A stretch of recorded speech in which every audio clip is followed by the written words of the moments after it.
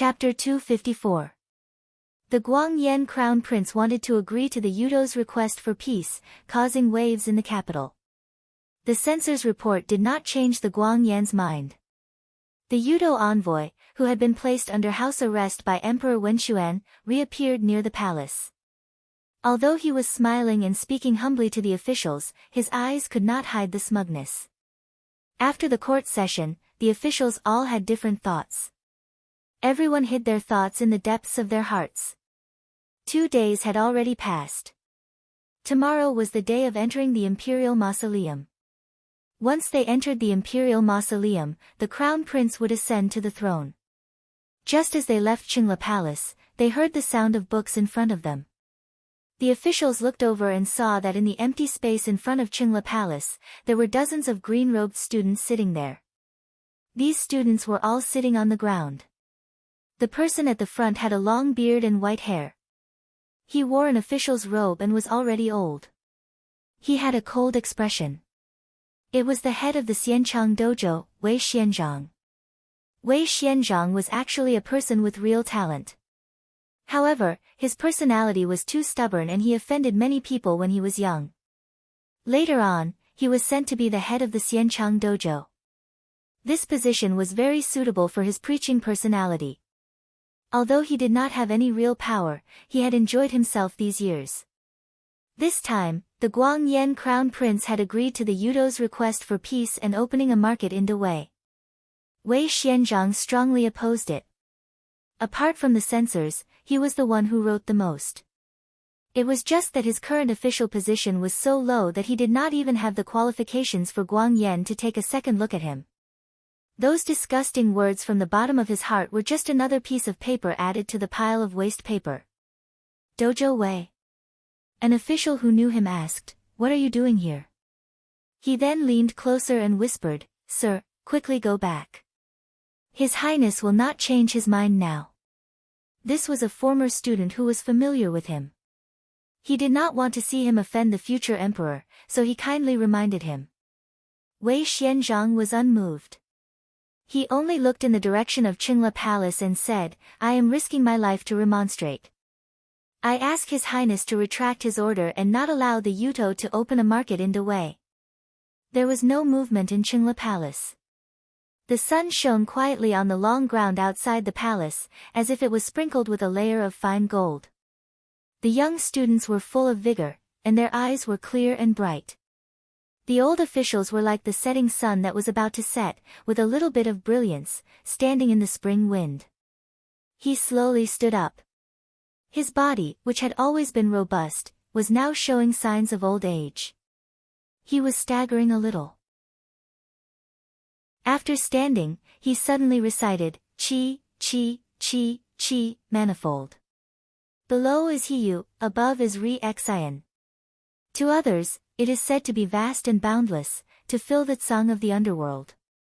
The students next to him paused for a moment, then followed the elderly curator and began to recite the poem. "The yellow road should be cleared of barbarians," Hanha spits out the Ming court. "When times are poor, we can see it. One by one, we hang up our painting." Wei Xianzhang recited the song. In Qingla Palace, Crown Prince Guangyan smashed the cup in his hand to the ground. "What did that old thing say outside? I'm going to chop off his head." His trusted aide hurriedly knelt and pulled at the corner of his robe. "Your Highness, you must not. At least not before the coronation ceremony. Wei Xianzhang has no other crimes. He is also the owner of the Virtuous Prosperity Dojo. If he is punished lightly, I am afraid it will cause the court officials and the people to talk. He is just a little teacher. If I want to kill him, I will kill him. Who dares to talk about it?" The Guangyan was furious. "How is he not guilty? He does not put me in his eyes at all. He despises the imperial family. What is the meaning of this outside? Threatening me? What a joke. How can I be threatened by an old thing like him? Do you believe that I will immediately send people to arrest all his students? Let's see who dares to talk about this matter." "Yes, yes, yes." The aide wiped his sweat. But even if you want to teach him a lesson, please be patient for a few days. This Wei Xianzhang has a strange temperament. When His Majesty was still alive, he would often speak rudely. I am not as benevolent as Imperial Father. The Guang Yan gritted his teeth. If he thinks I will be as forgiving as Imperial Father, then he is gravely mistaken. Of course. The aide hurriedly said, but for now, it is better for your highness not to appear. Let him make a ruckus outside. It will not be too late for your highness to settle the score after the coronation ceremony. The Guang Yan snorted and kicked away the broken teacup lid in front of him. Then let him live for 2 more days. Outside, Wei Xianzhang was still reciting loudly. His old and shriveled body stood straight in the wind. Or for the hat of Liaodong, pure and fierce ice. Or for the example of the teacher, ghosts and gods weep heroically. Or for the strike of the thief, the reverse vertical head is broken. Is the majesty of the spirit, the biting cold of eternity. The young students behind him followed the old teacher and recited. It was as if they were not in front of Qingla Palace, under the eyes of the court officials, but in the school of the Virtuous Prosperity Dojo, reading and listening in the spring sun. Looking at this, I look up to the white clouds. My heart is sad for a long time, and the heavens are in the extreme. The day of the philosopher is far away, and the typical is in the past. Reading under the wind eaves, the ancient path illuminates the color. After he finished reciting, there was no reaction at all in Qingla Palace. Wei Xianzhang stopped and looked at the courtiers in front of him. The courtiers either avoided his gaze or were full of pity. Wei Xianzhang took a step forward and walked up the stairs shakily. As he walked, he took off the official hat on his head. His voice was steady and clear like a large bell. He only said, as a general, I am loyal and fierce, I am proficient in the light of day, I strive for the glory of my life. He then put down the wooden tablet in his hand. Civil officials are not like military generals. The saints said that civil officials are moral and knowledgeable. They are precisely in their position. The civil officials are extremely beautiful and cannot be more beautiful. He walked to the last step and slowly knelt down. He put the official hat and wooden tablet aside and looked at the empty hall of Qingla Palace. His voice was bleak but firm. Although this humble subject does not have the courage to fight, nor have I made any great contributions, I only have a loyal and righteous heart and am open and aboveboard. The Virtuous Prosperity Hall teaches students to read all the books of the saints. Now that I see your highness going astray, it is this humble subject's fault if I do not advise you. Fighting to the death in martial arts, admonishing to the death in literature. Life and death are like floating clouds to me. Today, this humble subject will boldly use this humble subject's life to advise your highness to rein in the horse at the edge of the cliff and not make a huge mistake. This humble subject asks your highness to retract your order. Do not let Yudo set foot on Dewey's land. Do not let wolves into the house and open the door to thieves. After saying this, he suddenly slammed his head against the vermilion pillar in front of Qingla Palace. Blood splattered all over the ground in a split second. The courtiers standing at the side paused for a moment and then cried out in alarm. The students of the Virtuous Prosperity Hall rushed forward and surrounded Wei Xianzhang in the center. The wooden table and official hat that had been put to the side were trampled into pieces in the chaos. In a split second, the front of the Qingla Palace was in a mess. In Qinglan Palace, concubine Lan sat quietly and read a book. Not far from her, noble lady and I looked at the smoke slowly rising from the copper cauldron with an anxious expression. Tomorrow was the day that Emperor Wenxuan entered the imperial mausoleum and also the day that they would be buried together with him. If the Guang Yan was merciful, they would be able to have a quick death with a pot of poison. If this brat was more deliberate, they would be sealed in the imperial mausoleum and suffocated to death. Sister, you still have the mood to read. Noble lady and I could not help but stand up and walk over to concubine Lan and snatch the book away. Tomorrow is the day that you and I die. I don't believe that you'll be so calm about it. No one could disregard life and death. When noble Lady Ni competed with concubine Lan for favor, she thought that she would be able to replace concubine Lan because of her youth and beauty. She did not expect that she would incur the wrath of Emperor Wenxuan. After that, Guangji was handed over to concubine Lan to raise. With Guangji in concubine Lan's hands, noble Lady Ni restrained herself a lot and did not dare to go overboard. However, she was still unhappy.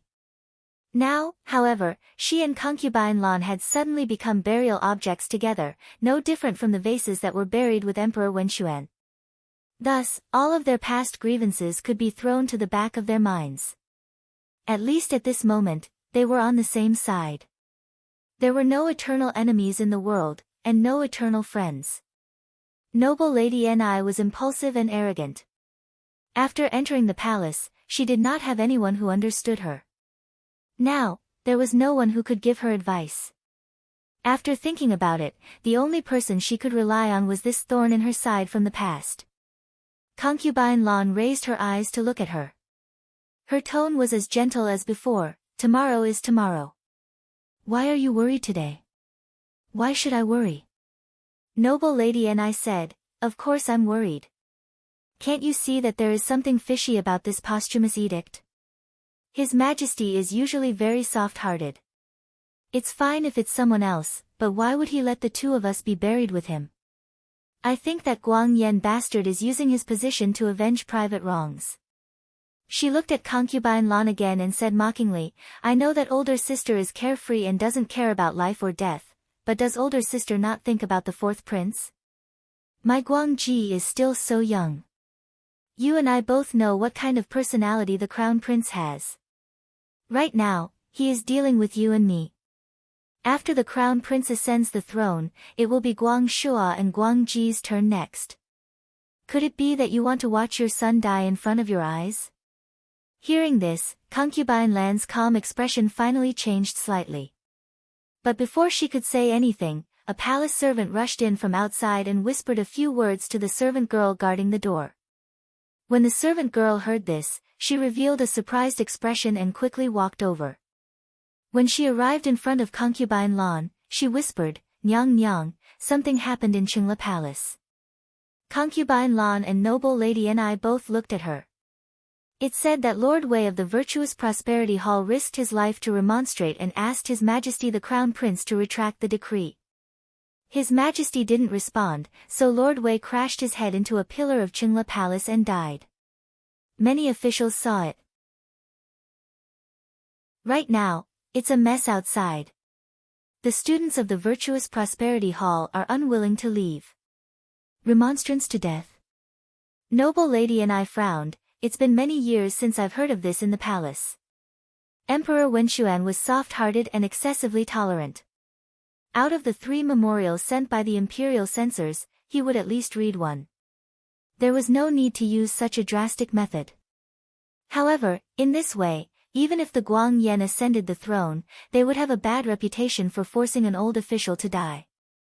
Most of the students of the Virtuous Prosperity Hall came from noble families, and the youths were the most hot-blooded. They had personally seen the curator die. If the Guang Yan still insisted on reconciling with the Yudo like they did in the beginning, it wouldn't be good if word got out inside and outside the palace. Concubine Lan held on to the armrest of the chair and didn't say anything.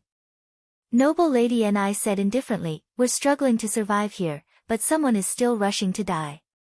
However, that Wei Xianzhang is already 70 or 80 years old, so it's not a loss for him to die. I haven't lived a good life for many years, so I'm not willing to die like this. When she thought of the Guang Yan, she couldn't help but grit her teeth, damn it. Concubine Lan sighed slightly, and the servant girl helped her stand up.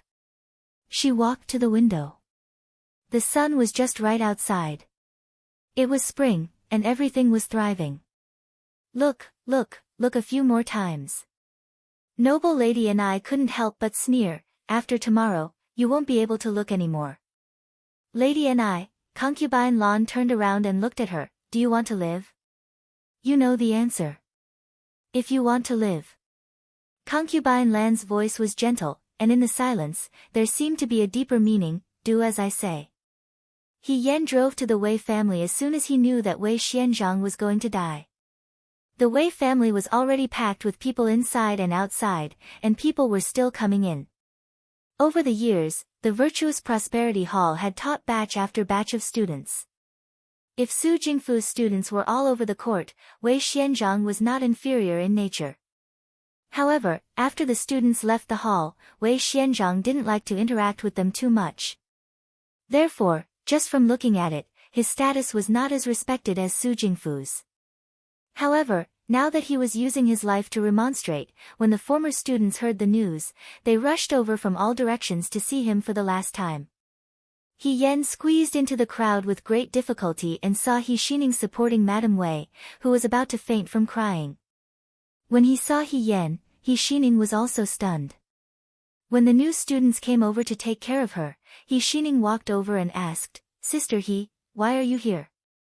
In fact, in terms of age, the current He Yan could not be called He Xining's elder sister. However, He Xining always felt that perhaps his dead elder sister was still alive, which should be He Yan's appearance, so he ignored many rules. He Yan replied, "Mr. Wei is Huijin's division commander. It will take some time for Huijin to rush over from outside the city, so I came over to take a look first." "Is Madame Wei all right?" "Not very good." He Xining shook her head. Director Wei probably already had the intention to die.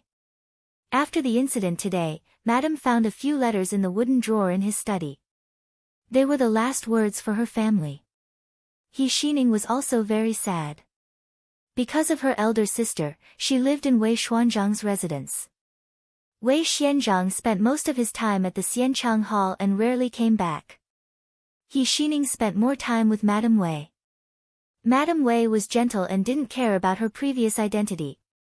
Who knew that such a thing would suddenly happen? "I heard that Director Wei wanted His Highness the Crown Prince to withdraw the order to make peace with the Yudo." He Xining asked tentatively, "Then now?" He Yan smiled bitterly. "I'm afraid that won't do. How could the Crown Prince, a Guang Yan, change his mind just because of Wei Xuanzhang's life?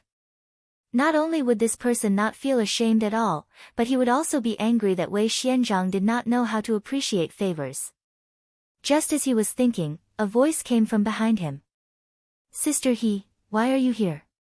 He Yan turned around and saw Lin Shuanghe and Yan He coming in from outside. The two of them were also students of the Xianchang Hall in the past. When they found out about this matter, they naturally rushed over without stopping. "Didn't Huijin come with you?" Yan He looked around. "He's on duty today. He's training with the Nan Mansion soldiers outside the city." He Yan sighed in his heart. It was really unfortunate. If Xiao Ju happened to be present today, she might have been able to stop Wei Xianzhang. "Generals Yan isn't here today either." He Yan looked at Yan He. Yan He was furious. "If I was here, how could I let such a thing happen?" Because Emperor Wenxuan had passed away and the Guang Yan was acting so recklessly, Yan He was also very dissatisfied. He didn't want to go to court at all and found an excuse to not be here. In any case, the Guang Yan going to court was just a pretense. Now, he was just taking advantage of the opportunity to eliminate dissidents. Who knew that when he wasn't present, something big would happen? "I'll go see Master's wife." Lin Shuanghe walked in. Although Wei Xianzhang was old-fashioned and pedantic and was very strict with women, he didn't take in any concubines in his residence. All these years, he had helped Madame Wei through thick and thin. Now that Madame Wei was left alone in this world, one could imagine the blow to Madame Wei. The young students all knelt in front of the old man's couch. On the couch, Wei Xianzhang, whose blood had already been wiped off, was lying quietly. His official robe was crumpled, and the dirt and blood on it were mixed together, but he seemed cleaner than anyone else. He Yan looked at him and felt extremely sad. Although this old man used to be old-fashioned and strict in the Xianchang Hall, and the youths always secretly scolded him for being stubborn behind his back, it was also him who bravely stood up when the civil officials were all trying to protect themselves. Just as he had taught back then, read the books of the saints and do loyal and righteous deeds, he finished the last lesson. Lin Shuanghe's voice sank, the corners of his eyes were not as light as before. He only said, Mr. Wei is righteous, it's useless to be righteous. Yan he sneered, look at that person in the palace, has there been any movement? Believe it or not, in a few days, the limelight will pass and those Yudo will still appear on the streets of Shuajing. I really don't understand, Lin Shuanghe murmured, why does the crown prince insist on doing this? Even someone like me who doesn't understand the affairs of the imperial court can see it. Those who are not of our race must have different intentions. Could it be that he can't see it? It's not that he can't see it, Yan said softly, it's just that he has a request. Yan he and Lin Shuanghe looked at him at the same time. Lin Shuanghe frowned and asked, He Mimi, what do you mean by this? Yan he didn't ask and only looked at her thoughtfully. Yan thought for a moment and motioned for Yan he to go to the side. Yan he said impatiently, if you have something to say it quickly. You and I have different identities. What if other people see it and gossip? He was particularly clean in this aspect. It was probably because the family rules were very strict. If it was in the past, Yan might tease him. But today, she really didn't have the mood to joke with Yan he. She only asked in a low voice, Generals Yan, have you seen the fourth prince? Yan he stilled. The gaze he looked at Yan gradually changed. After a while, he said in a low voice, why are you asking about this? Tomorrow is the time to enter the imperial mausoleum. Yan looked at him, according to His Majesty's posthumous edict, Gui Fei Nyang will be buried with him. How can the fourth prince stand by and do nothing? Plus, something happened to Mr. Wei today. Generals Yan, she asked, you should know. Yan he's expression changed a few times. The arrogant and impatient expression in the past disappeared and gradually became calm and cold. He said, Marquis Wuan, stop here. There's no need to ask any more. Chapter 255. Xiao Ju returned to the Shao Manor in the evening. It was almost dark. Yan saw him as soon as he walked to the door of the courtyard. He hurriedly asked, Xiao Ju, do you know Mr. Wei?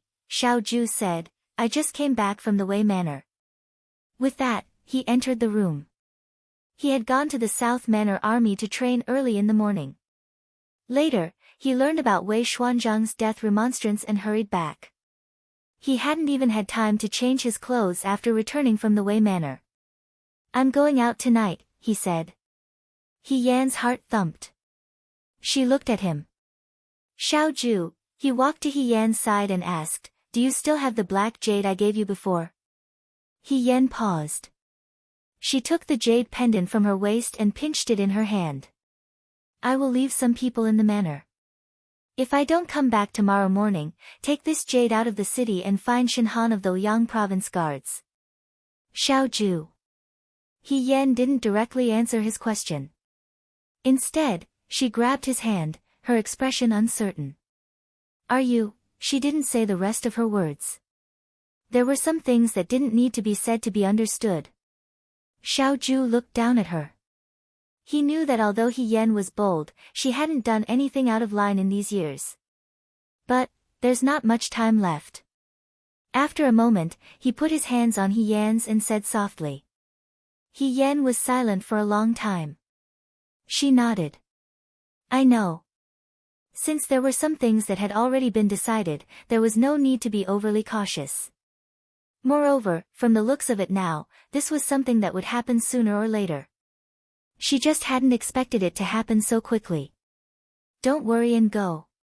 She raised her head to look at Xiao Ju, and her expression became relaxed again. I will guard the Xiao family for you here. No one will be able to cross my sword. But Xiao Ju, you have to remember that my sister-in-law is pregnant and can't take the shock. So tomorrow morning, she held Xiao Ju's hands tightly, you have to come back. If you don't come back, I will bring the sword into the palace to look for you. Xiao Ju was stunned and said angrily, you dare. Yan was unmoved. Let's see if I dare. The girl's gaze was firm. She had always been stubborn. Once she had decided on something, there was no room for regret. After a long stalemate, Xiaoju finally gave in and said, I promise you. He Yen smiled. It's a deal. Night enveloped the entire palace. In the throne room, the crown prince of Guang Yen was walking slowly. The palace servants were all dismissed, leaving only a few trusted subordinates to guard the door. He slowly walked up the steps until he reached the end of the steps and stopped in front of the dragon throne. The armrest of the bright yellow dragon throne was engraved with a golden true dragon. He reached out and very slowly stroked the dragon's whiskers and scales. It was clearly ice cold, but it made the blood flowing through his body boil and boil. Guang Yen turned around and sat on the dragon throne. He raised his eyes and looked down at the steps. It was as if he could see hundreds of officials bowing and kneeling in front of him. He was the son of heaven. Everyone should submit to him.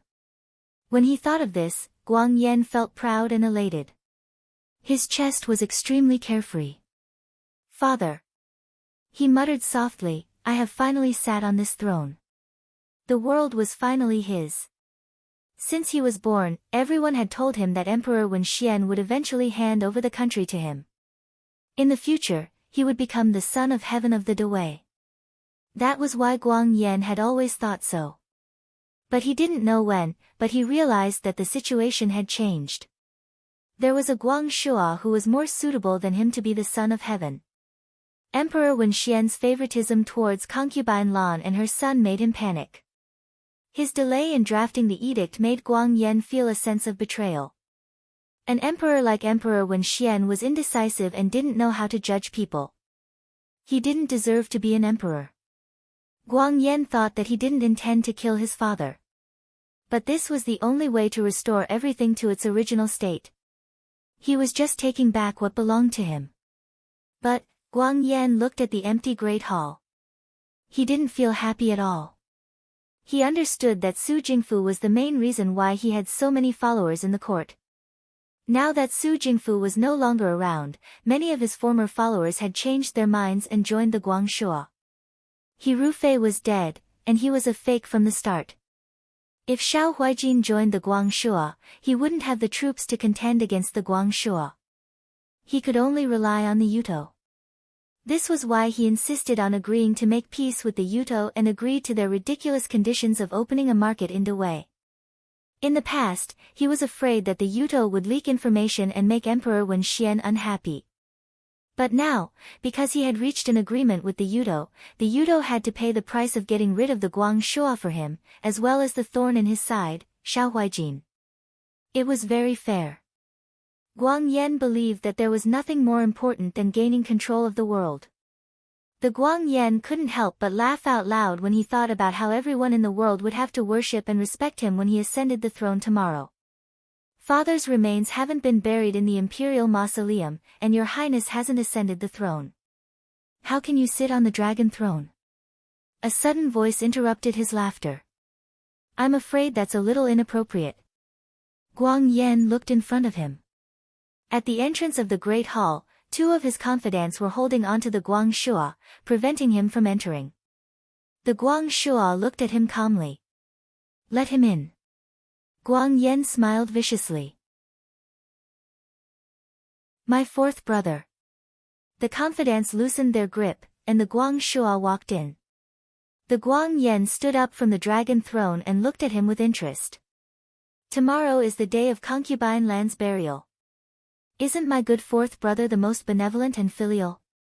Why didn't you seize the last opportunity to talk to concubine Lan, and instead come here? He said meaningfully.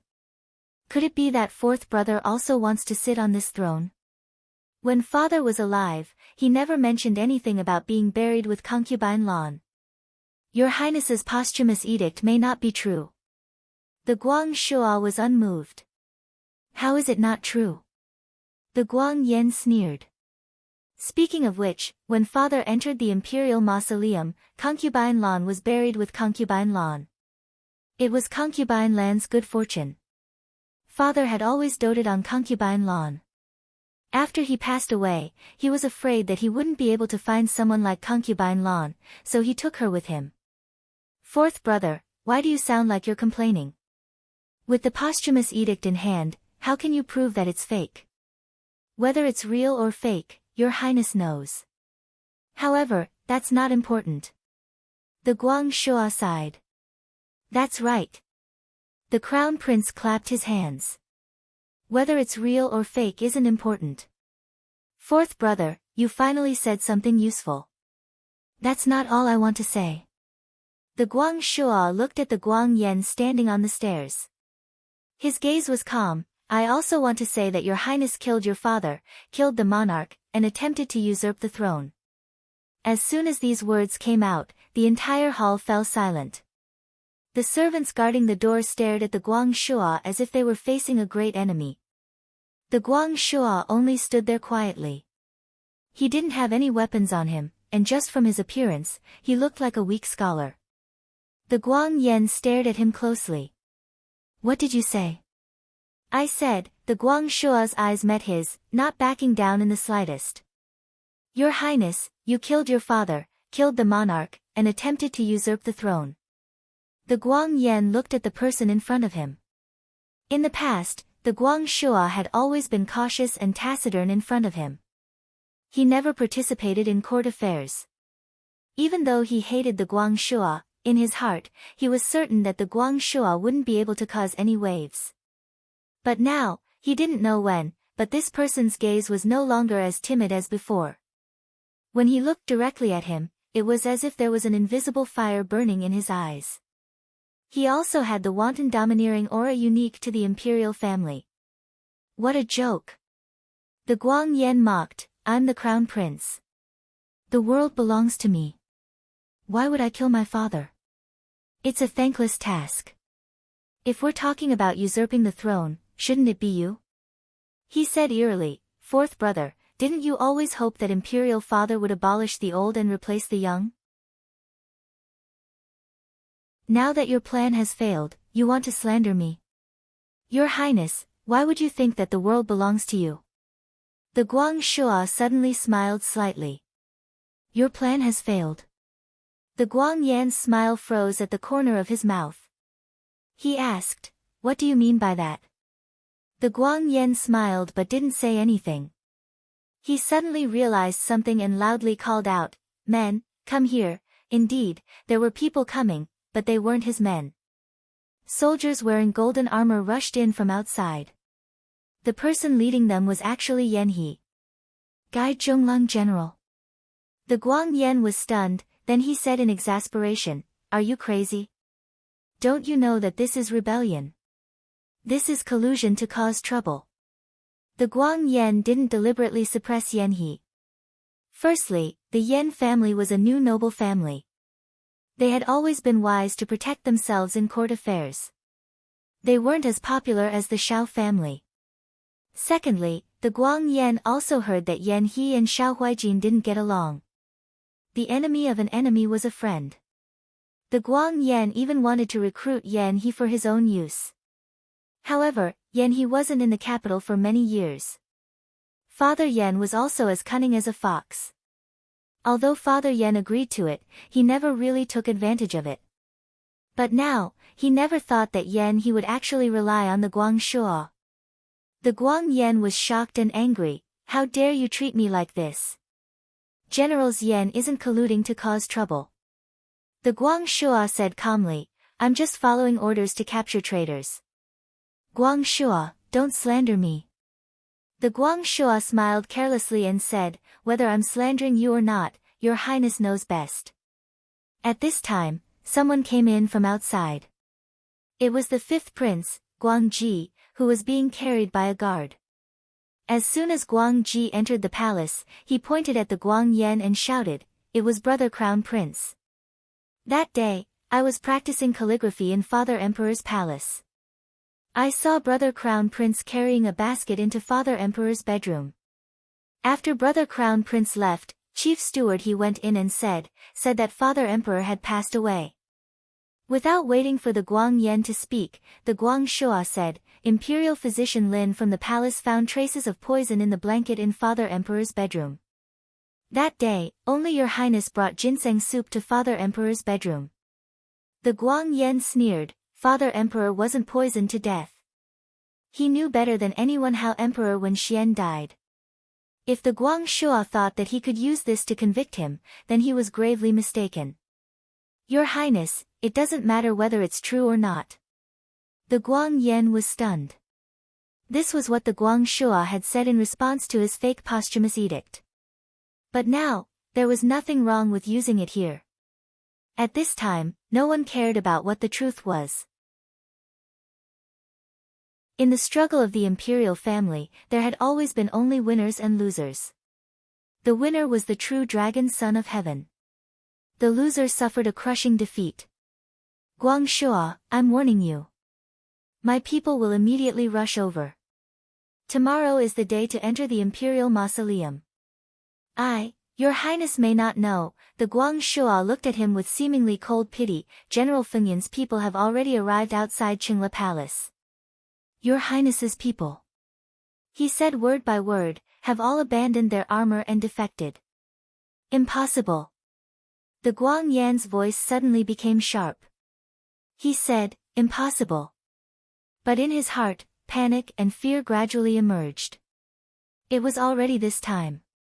The palace hall was filled with Yan He's people. His people hadn't come in yet. If it was Xiao Huijin's people outside, those Yuto, bastard. Those Yuto were useless at this time. Chu Xilan. A name suddenly appeared in the Guang Yan's mind. How could his plan be predicted by the other party? Chu Xilan leaked the secret. That bastard. That ungrateful wretch. Guang Shua, don't be complacent, the Guang Yan was already an arrow at the end of its flight. Gritting his teeth, he looked at the people in front of him and slowly retreated. Do you think that the world will believe your nonsense? I'm the crown prince, the heir apparent. The coronation ceremony is close at hand. If you harm me at this time, the world will talk about your conspiracy. Even if you ascend to this position, you won't have a proper title for the rest of your life. You can't avoid being pointed at by others. Your Highness worries too much. The Guang Shua didn't feel any other emotions because of his words. He looked at the Guang Yan as if he was looking at something ridiculous. Before this, Imperial Father had already written an imperial edict to change the heir apparent. You're lying. The Guang Yan's eyes were about to split open. How is that possible? The imperial edict is in the hands of Imperial Father's trusted officials. It doesn't mean that you didn't know about it just because you didn't see it. The Guang Shua leaned slightly to the side. The people behind him came forward and handed him a bow and arrow. He played with the bow and arrow and slowly said, Does your Highness still think that the world will talk about me and that I won't have a proper title? The Guang Yan wanted to vomit blood. At this time, he suddenly understood what the Guang Shua said at the beginning. It doesn't matter if it's true or false. To shut the mouths of the world's people, all he needed to do was to take out an imperial edict. Who cared if it was true or false? The world wouldn't judge it one by one. As long as the person who survived today was the Guang Shua, then wouldn't the Guang Shua have the final say in what others said in the future? He looked at his quiet fourth brother who slowly picked up the bow and arrow and pointed the arrow at him. The Guang Yan subconsciously hid behind the dragon throne and said angrily, What are you doing? Guang Shua, stop it, he didn't finish his sentence. A sudden gust of wind blew from the throne room, extinguishing all the lights in the room. In the dim room, a cluster of sticky blood slowly flowed down the dragon throne, staining the dragon's head and whiskers on the armrest of the dragon, making them stand out. It was like a silent peep, but also like a sneer. The sound of the wind covered all the murderous intent. It was a cold night. He Yen looked at the sky that was gradually brightening outside the window. His expression gradually became serious. She hadn't slept since Xiao Ju left last night. Bai Rongwei was pregnant, so He Yen didn't dare to tell her anything else. Although Xiao Jing had some suspicions, she was kept in the dark and didn't know what was going on. He Yan stood guard alone, rubbing the black jade in his hand from time to time. He thought about what to do if Xiaoju didn't return in the morning. He was afraid that going out of the city to find Shinhan might not be completely safe.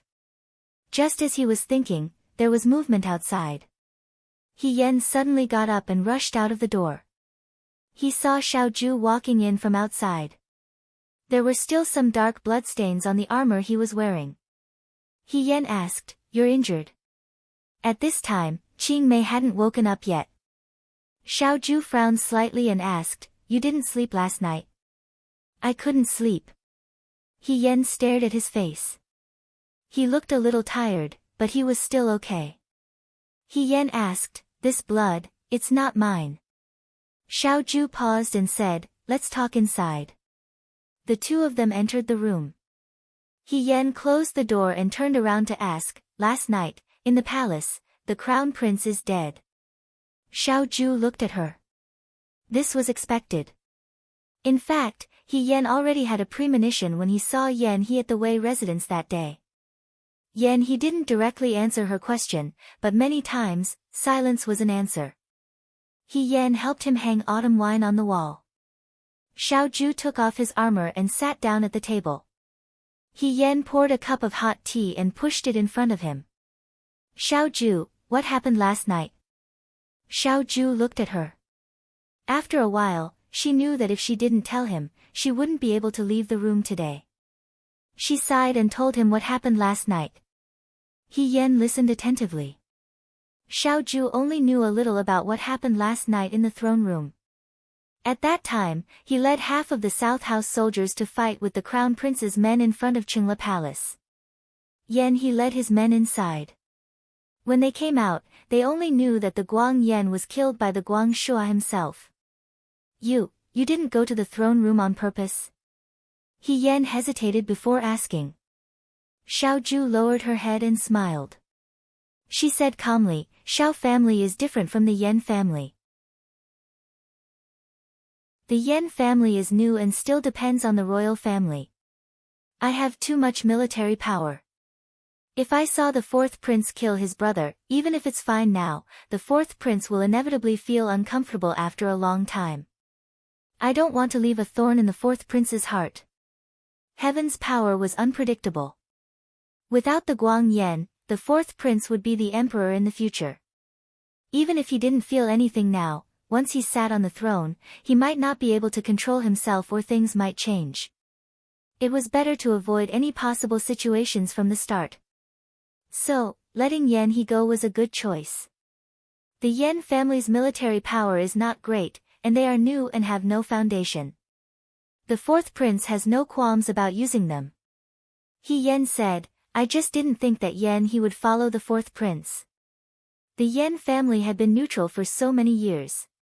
They were as cunning as a fox, but at the last moment, they dealt a blow to the Guang Yan.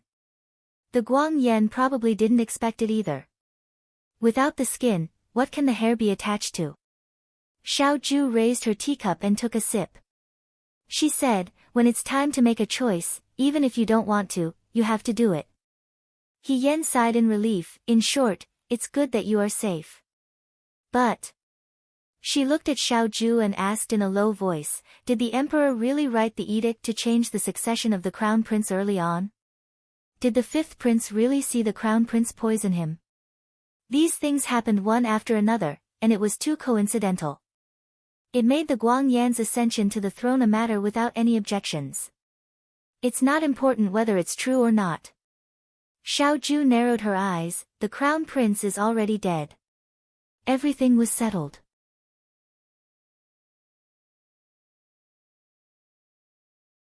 Chapter 256. In one night, the world had changed hands. The Guang Yan had killed his father and tried to usurp the throne. The fourth prince, Guang Shui, brought along guide Zhonglang to arrest and convict him. Before Emperor Wenshuan passed away, he had already written an imperial edict to change the crown prince. After entering the imperial mausoleum, the coronation ceremony was held as usual, but the person who ascended the throne was no longer a Guang Yan but a Guang Shui. No one in the imperial court dared to object. Guang Shui's way of doing things was completely different from his magnanimous appearance. He was decisive and ruthless. When he was capturing the Guang Yan last night, he had already captured all of the Guang Yan's trusted aides. The Guang Yan army was not strong to begin with. If it was because of Su Jingfu, they still had the support of the He family, but after He Rufei's accident, the Fuyue army's military power was taken back and could not be used by the crown prince. Guang Shua's actions were swift and decisive, causing people to feel a chill down their spines. The courtiers discussed fervently. The fourth prince's imperial aura was beginning to show. As for the previous emperor's edict ordering people to be buried with him, it was also found to be fake. Concubine Lan, Ni Guiren, and dozens of other women were able to keep their lives. When the news reached the ears of the commoners, they all said that the fourth prince was benevolent and wise. The commoners never cared who sat on the throne. As long as they had clothes to wear and food to eat, it did not matter who was the emperor. The courtiers also did not object. Currently, in the Dewei imperial family, the fifth prince, Guangji, was still young. The only person who could hold the fort was Guang Shui. Emperor Wenxuan entered the imperial mausoleum. In Qinglan Palace, concubine Lan took off her heavy ceremonial robe. Just as she sat down, someone walked in from outside. It was Ni Guiren. Congratulations, elder sister, for getting what you wanted. Ni Guiren walked to the small table and sat down. She put on a fake smile and said, "Soon, this concubine will have to call elder sister Empress Dowager." Concubine Lan looked at her, her eyes as gentle and calm as before. "Noble Lady Ni, aren't you still alive?" Noble Lady Ni was stunned.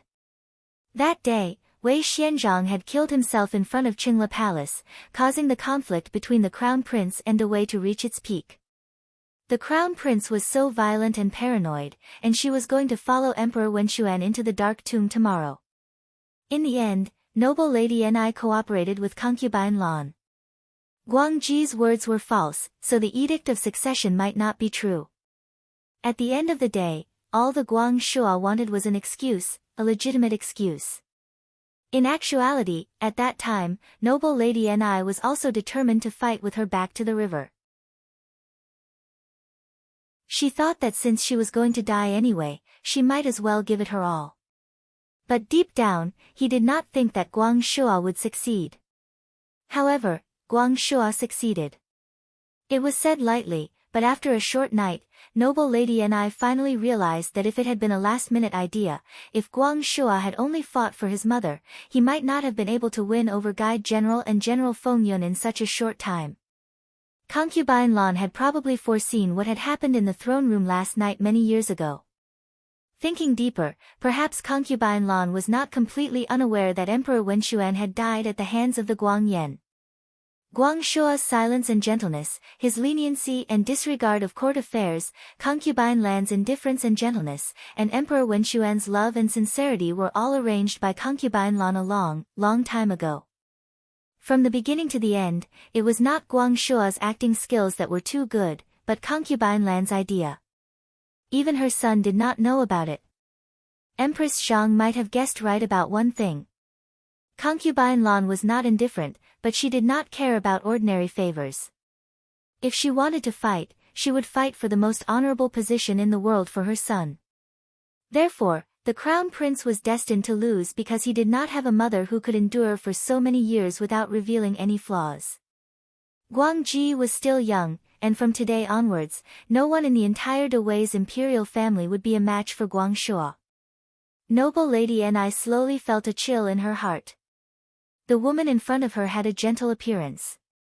She had never seen her reprimand anyone in all these years, but it turned out that she was the most terrifying one. It's good that this concubine is alive. Noble Lady Ni lowered her head, and there was a trace of humility and fear in her voice. From now on, this concubine will follow concubine Lan well. Guangji. I hope concubine Lan can take good care of him. Concubine Lan did not speak, and only looked out of the window. After a long time, she turned her head back, as if she had heard noble Lady Ni's words clearly. She nodded slightly, closed her eyes, and said, "Okay." The crown prince's residence was in chaos. The servants wept and were dragged away by the soldiers. The crown princess screamed as she was taken away. Before she left, she scratched the wall with her nails, leaving a long mark. Someone walked slowly, all the way to the last room at the back of the courtyard. This was a secret room. The crown prince's Guang Yan temperament was fierce and ruthless. If someone offended him, he would kill them directly to vent his anger. If it was worse, he would lock them up in the secret room of the crown prince's residence and torture them.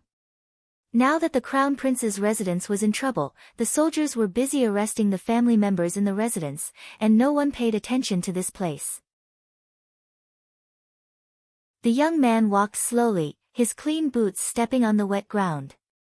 The secret room was very dark, and there was only a dim light. Dark traces could be seen, either dried or glowing. It seemed to be human blood. This place was built like a prison. The rooms were separated by iron bars, and there were no guards. Hearing someone move, the people in the room did not react. At most, they raised their heads slightly, and then quickly lowered them. The people here were already dying, and they did not think that anyone would come to save them. Despair filled this place. He walked slowly.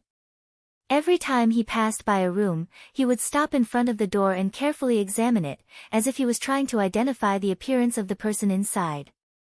When he found that it was not, he would walk away. They walked through the rooms one by one until they reached the last room. There was a figure curled up on the ground, lying on her side like a child. Her hands were hugging her shoulders, and her head was buried very low in her chest. Her clothes were untidy. Although she did not move, her body began to tremble slightly. Chu Xiao stopped in his tracks. He looked at the figure inside. After a while, he opened the door. The person inside still did not move. She did not even look at him. Chu Xiao walked in front of this person and slowly knelt down. It seemed that he wanted to comfort her, but he did not know where to start. After a while, he said gently, "Ying Xiang." The person in front of him trembled violently. "Ying Xiang," Chu Xiao paused, and said, "The crown prince is dead. I'm here to bring you back." He reached out and wanted to help Ying Xiang up, but he was blocked by Ying Xiang. She seemed to have no strength, and this little bit of resistance was useless. Chu Xiao helped her to sit in front of the stone wall, and helped her to brush away the messy hair in front of her eyes. Then, he was stunned. "You don't look," Ying Xiang said weakly. It turned out that her beautiful and charming face was covered with terrible knife marks. Because she was not properly treated, the knife marks had not scabbed and were dripping with blood. At a glance, she looked like a female ghost who came to take her life. It was shocking and horrifying. Chu Xiao's heart trembled. The night before the Guang Shua went to Qingla Palace, Chu Xiao went to the fourth prince's residence. He had already seen clearly that the Guang Yan could not win against the Guang Shua. Empress Zhang was also not a match for the concubine Lan. He really did not have any other choice. Even if he followed the Guang Shua now, the Guang Shua would not use him again. But if he followed the Guang Yan, he would just be tied to the Guang Yan and die together. When Su Jingfu was alive, he told him that no matter what, he had to learn to make choices. He chose to do his last business deal with the Guang Shua. He revealed the crown prince's military arrangements and betrayed the crown prince in exchange for a condition that would allow him and Ying Xiang to live. He no longer hoped to have any achievements in his official career, because it was already impossible. Although survival was a bargaining chip, and he did not know if it would succeed in the end, at least he could survive for now. At that time, the Guang Shua looked at him, as if he did not expect Chu Xiao to raise such a condition. He only asked, "Fourth young master Chu, since you value your servant girls so much, why did you take the initiative to send her to the Guang Yan's side? Since you sent her to be your informant, you should not have any other feelings. Now that things have come to this point, other than asking for this woman, you do not have any other desires." Chu Xiao said warmly, "This subject does not understand either." To him, There was nothing in the world that he could not use, and there was no person that he could not use. But every time, at some point, he would leave behind some weak spots that should not have existed. He Yan was like this, and so was Ing Xiang. He looked at Ing Xiang in front of him, and for a moment, he did not know how to react. Ing Xiang only glanced at him, and then quickly lowered her head, as if she was afraid that she would dirty Chu Zhao's sleeves, and did not say anything else. Outside, the sound of soldiers scolding and servants crying could be faintly heard. Ing Xiang listened carefully for a while, and then said, "Is the crown prince dead?" Chu Zhao came back to his senses and said softly, "Yes. You can leave the crown prince's residence." When Ing Xiang heard this, she did not show a happy expression. Instead, she seemed to take a step back and said, "No, do you not want to go back with me?" Chu Zhao asked. Fourth young master, her voice was as soft as the most fragile silk, as if it would shatter with the slightest pull. Ing Xiang said, "This servant cannot leave." Chu Zhao was stunned. Why? As if she had experienced a great struggle, Ing Xiang slowly reached out her hand and pulled up her sleeves. Chu Zhao's eyes suddenly widened.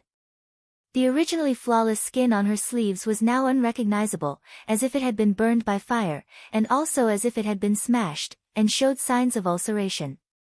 The crown prince fed this servant a poison with no antidote, Ing Xiang said. This servant is a person who is waiting for death. The Guang Yan hated her betrayal and disloyalty, and had countless ways to torture disloyal people. Ing Xiang's appearance was extremely beautiful, so he destroyed her appearance. He also made her die in the most heartbreaking and cruel way. Watching the last inch of her perfect skin fester, and finally die, was disgusting and nauseating. Killing someone's heart, that was all. In an instant, Chu Zhao was extremely confused. He had not felt this way for many years. He looked at Ing Xiang, not knowing what to do, and said, "Don't worry, when we get out, I will find a doctor to treat you." "It's no use," Ing Xiang smiled bitterly, "this servant knows very well that I can't be saved." The burning torches on the wall swayed quietly, illuminating half of her blood-stained face. It was terrifying, and she no longer looked as beautiful as before. Chu Zhao looked at her in a daze. He knew that Ing Xiang would not have a good ending after falling into the Guang Yan's hands, but he never expected that it would be like this. She was not dead, but she might as well be dead. "This servant has one more thing to ask." "Say it," he said. "This servant doesn't have much in her life, only her appearance is acceptable." Ing Xiang stretched out her hand, as if she wanted to touch her face, but her hand stopped in midair. "Now that my appearance is ruined, and I have taken an incurable poison, this servant does not want to die horribly." "Fourth young master, can you give this servant a quick death?" "You want me to kill you?" Chu Zhao looked at her in shock. "This servant's life was originally saved by fourth young master, and now that I die in fourth young master's hands, it can be considered complete." Moreover, the woman's voice was soft. "Fourth young master is not harming this servant, you are helping this servant." Chu Zhao said, "I won't kill you." "Then I ask fourth young master to leave." The servant, who was used to being submissive to him, showed a tough expression for the first time. "This servant will stay here, and will not go anywhere." Ing Xiang, Chu Zhao was helpless for the first time. He controlled his temper and said softly, "Your injury is not irreversible. There are many doctors in Shua City, and they can cure you." "Even if they can cure me, what can they do?" Ing Xiang smiled softly. "This servant has no appearance now, and I can't even take care of myself. If I stay by young master's side, I will not be able to be used by young master, and I will only be a burden." Chu Zhao heard this, and his expression changed slightly. He said, "You stay by my side, only to be used by me?" "Young master does not keep useless people by his side." Ing Xiang replied. These words were like a needle hidden in cotton. And he was speechless. "This servant was sold as a commodity by my father in the past, and it was young master who saved this servant. From now on, young master is this servant's benefactor, and this servant will not hesitate to go through water and tread on fire for young master." At that time, this servant did everything willingly, but now, when I am about to die, this servant wants to be able to decide my own fate. Xiang looked at him, and that pair of beautiful and gentle eyes, for the first time, seemed to be burning like a flame. Please grant my wish, young master. Their eyes met, and Chu Xiao could clearly see that in her eyes, there was a desire to die. For the first time, he discovered that Xiang was so stubborn. Please grant my wish, young master. The woman in front of him knelt down with difficulty, and with her movements, the terrible scars on her body gradually became visible, exuding the smell of dirty blood. It was just like the first time she met Chu Xiao, and was bought by Chu Xiao, when she knelt down in fear and unease.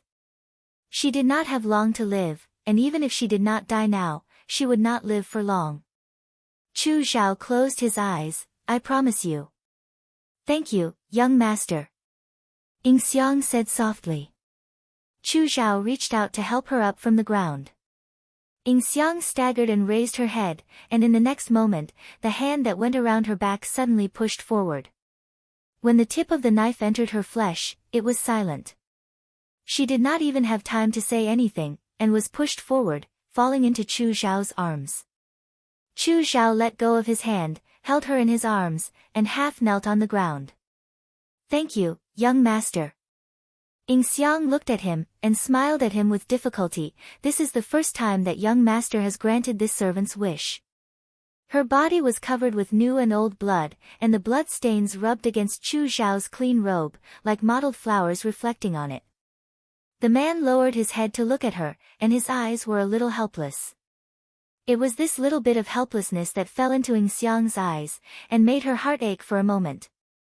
She liked Chu Xiao, and from the first time she saw Chu Xiao, she fell in love with him. In that desperate situation, when he was pushed into the fire pit by his father, there was a young and handsome boy who threw him a life-saving straw. She grasped this straw, and also fell in love with this person. She loved his gentleness, and she also loved his ruthlessness. She loved his cold and heartless heart that seemed to be tolerant, and she also loved the moment of weakness and helplessness under his invincible protection. This was such a complicated person, and the more complicated he was, the more unfortunate he was. Fate made him conflicted, and the Chu Xilan that others saw was only the fake Chu Xilan. Only she knew the real Chu Xilan, and the real Chu Xilan was not a good person, but she still fell in love with him without hesitation. These years, Xiang stayed by Chu Xiao's side, and she was made difficult by Madame Chu, teased by the 3 legitimate sons of the Chu family, and targeted by Su Pingting. In the end, she was even sent to the Crown Prince's residence. She had never regretted coming to this point. Because from the beginning, she had nothing to lose. She hated and resented him, but it was not comparable to love. This love was hidden carefully, and it was extremely humble, and it came fiercely, making her feel that it was unreasonable. She had never said it out loud. She had loved him for so many years, quietly and soundlessly. Chu Xiao was so smart, it was impossible for him not to realize that she loved him. Young master, she said with difficulty, can this servant ask you a question? The man's voice was very soft, and he was as gentle as ever to her. Ask. Did 4th young master know early on that Miss Su would send this servant to the Crown Prince's residence? Chu Xiao lowered his head to look at her. Waves of emotions appeared in his light-colored eyes, which were like fluorite. He did not answer, but Xiang instantly understood. I see. After saying this, she slowly closed her eyes, and her breath gradually weakened until there was no more life. In the dark room, the man dressed in green quietly lowered his head to look at the woman in his arms. What appeared in front of his eyes was the sobbing he heard many years ago, when he stood in front of the colorful paradise of the human world. He looked in the direction of the sound, and saw a delicate girl looking at him, beautiful and peerless. He had saved her, but he had also harmed her. If he had not intervened at that time, perhaps Xiang would have been happier than she was now. Unlike now, even if it was her last moment in the human world, she still had to die with bitterness. She did not do anything wrong. If she really wanted to say something, it was because she fell in love with a person like him. After an unknown period of time, Chu Zhao bent down and stood up, picked up Ying Xiang's body, and slowly walked out of the dark room, step by step, towards the outside. When he was at the end of his road, he made the last deal with the fourth prince, and all he asked for was a little bit of pity and warmth. But now, this warmth was gone. The last person who depended on him for survival was also gone. In this game of chess, he gained nothing. The whole game was lost.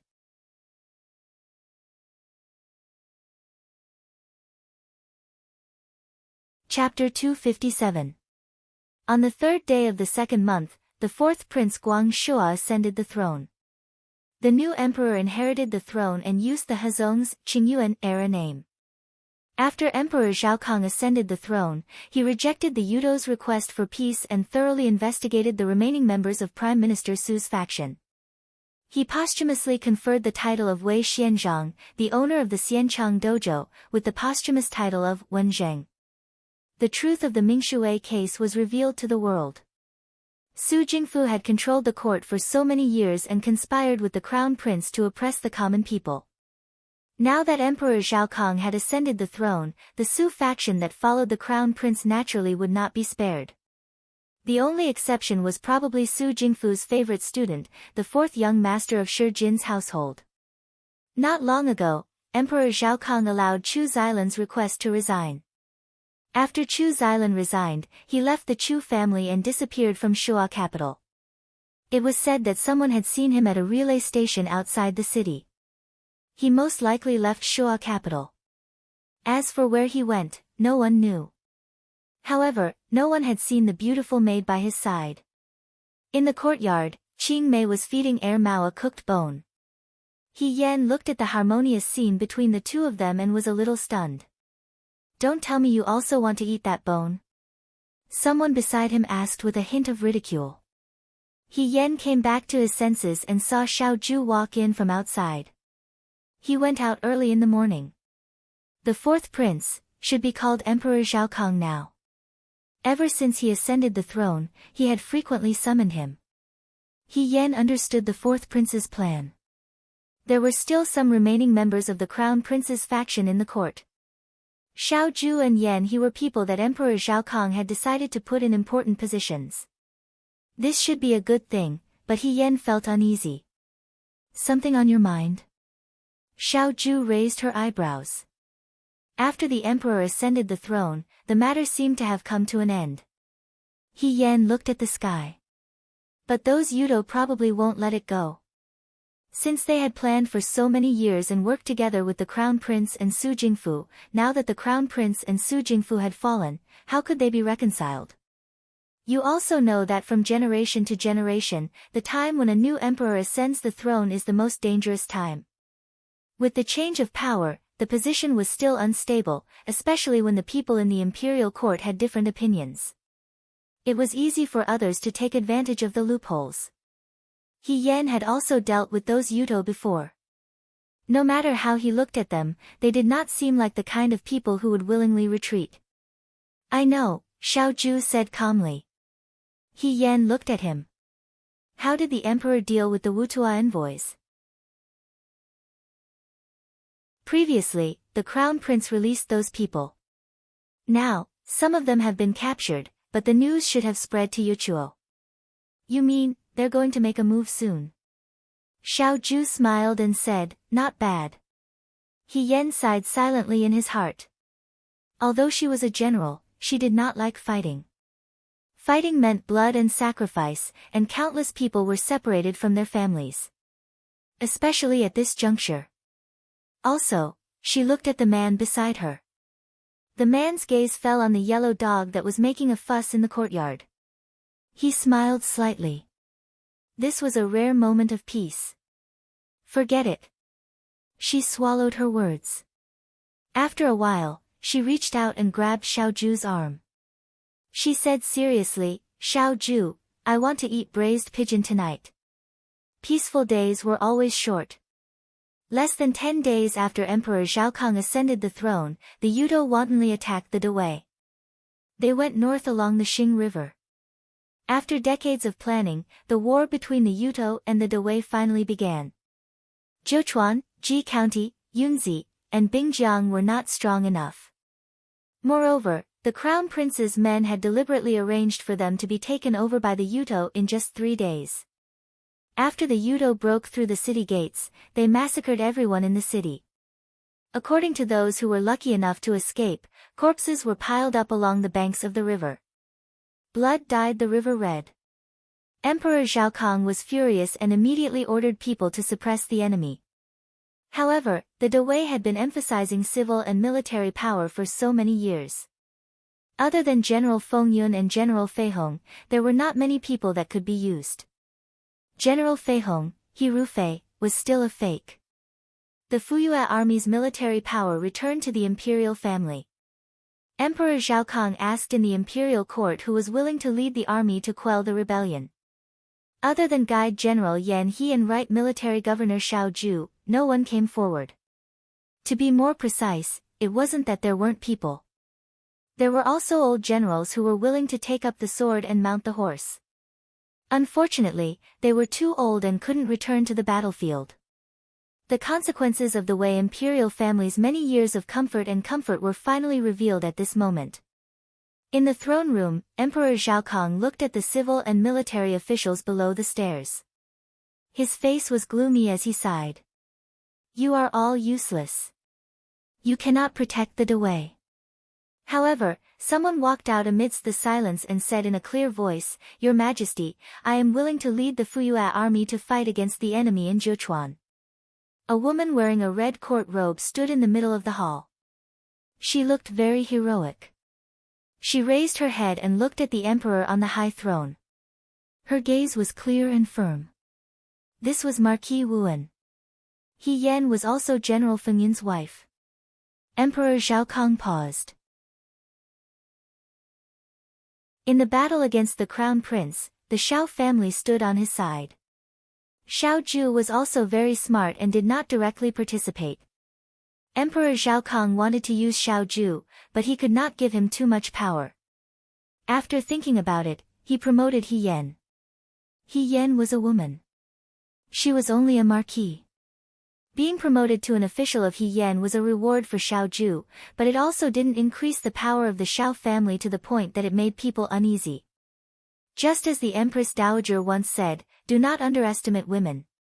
From a certain point of view, the promotion of an official in He Yan was also a kind of check and balance for Xiao Zhu. However, Emperor Zhaokong did not expect He Yan to stand up at this time. He subconsciously looked at Xiao Zhu. At this time, he was trying to catch some emotion on Xiao Zhu's face.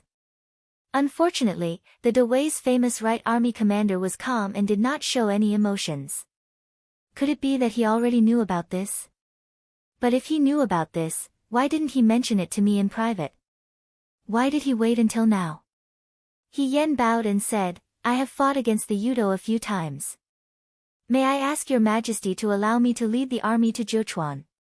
When it came to fighting against the Yudo, she was indeed experienced.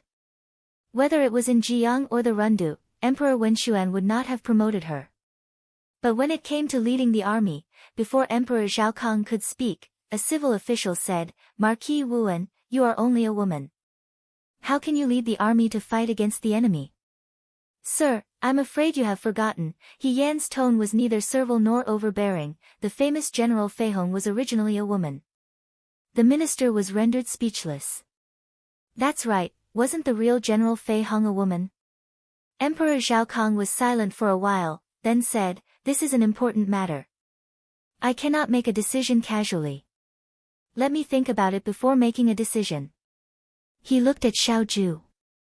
Up until now, Emperor Zhaokong was not sure if Xiao Zhu knew about He Yan's plan.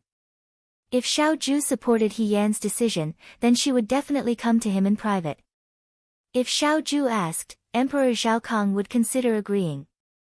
If He Yan did not have the ability, the commander-in-chief of the Right Army of Dawei would not easily send his wife to her death.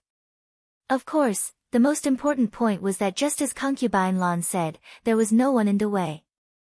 There were only a few outstanding generals who could lead the army. Even if He Yan did not go, who else could? He smiled bitterly in his heart. He felt that the bright yellow dragon crown on his head was too heavy to wear. After the court, Yan followed Xiao Zhu outside. Unexpectedly, He followed behind them. He stopped Yan. Hey, are you really going to lead the army to Zhechuan? Why? Yan had something on his mind. He looked at Xiao Zhu's back and answered absent-mindedly. He followed her gaze and thought for a while, then asked, does Xiao Huaijin not know about what happened in the court today? Yan did not say anything. Yan, you are really amazing. He understood and looked at her in amazement. No wonder Xiao Huaijin looked so angry. You did not even discuss such an important matter with him. You acted first and reported later. Good, if you can make Xiao Huaijin so angry, then it seems that even if you really go to Zhechuan, those Yudo will not be your opponent. He moved to pat Yan's shoulder and raised his hand. He probably remembered that Yan was a woman, so he retracted his hand. He looked at Yan and gloated, Xiao Huaijin is so angry.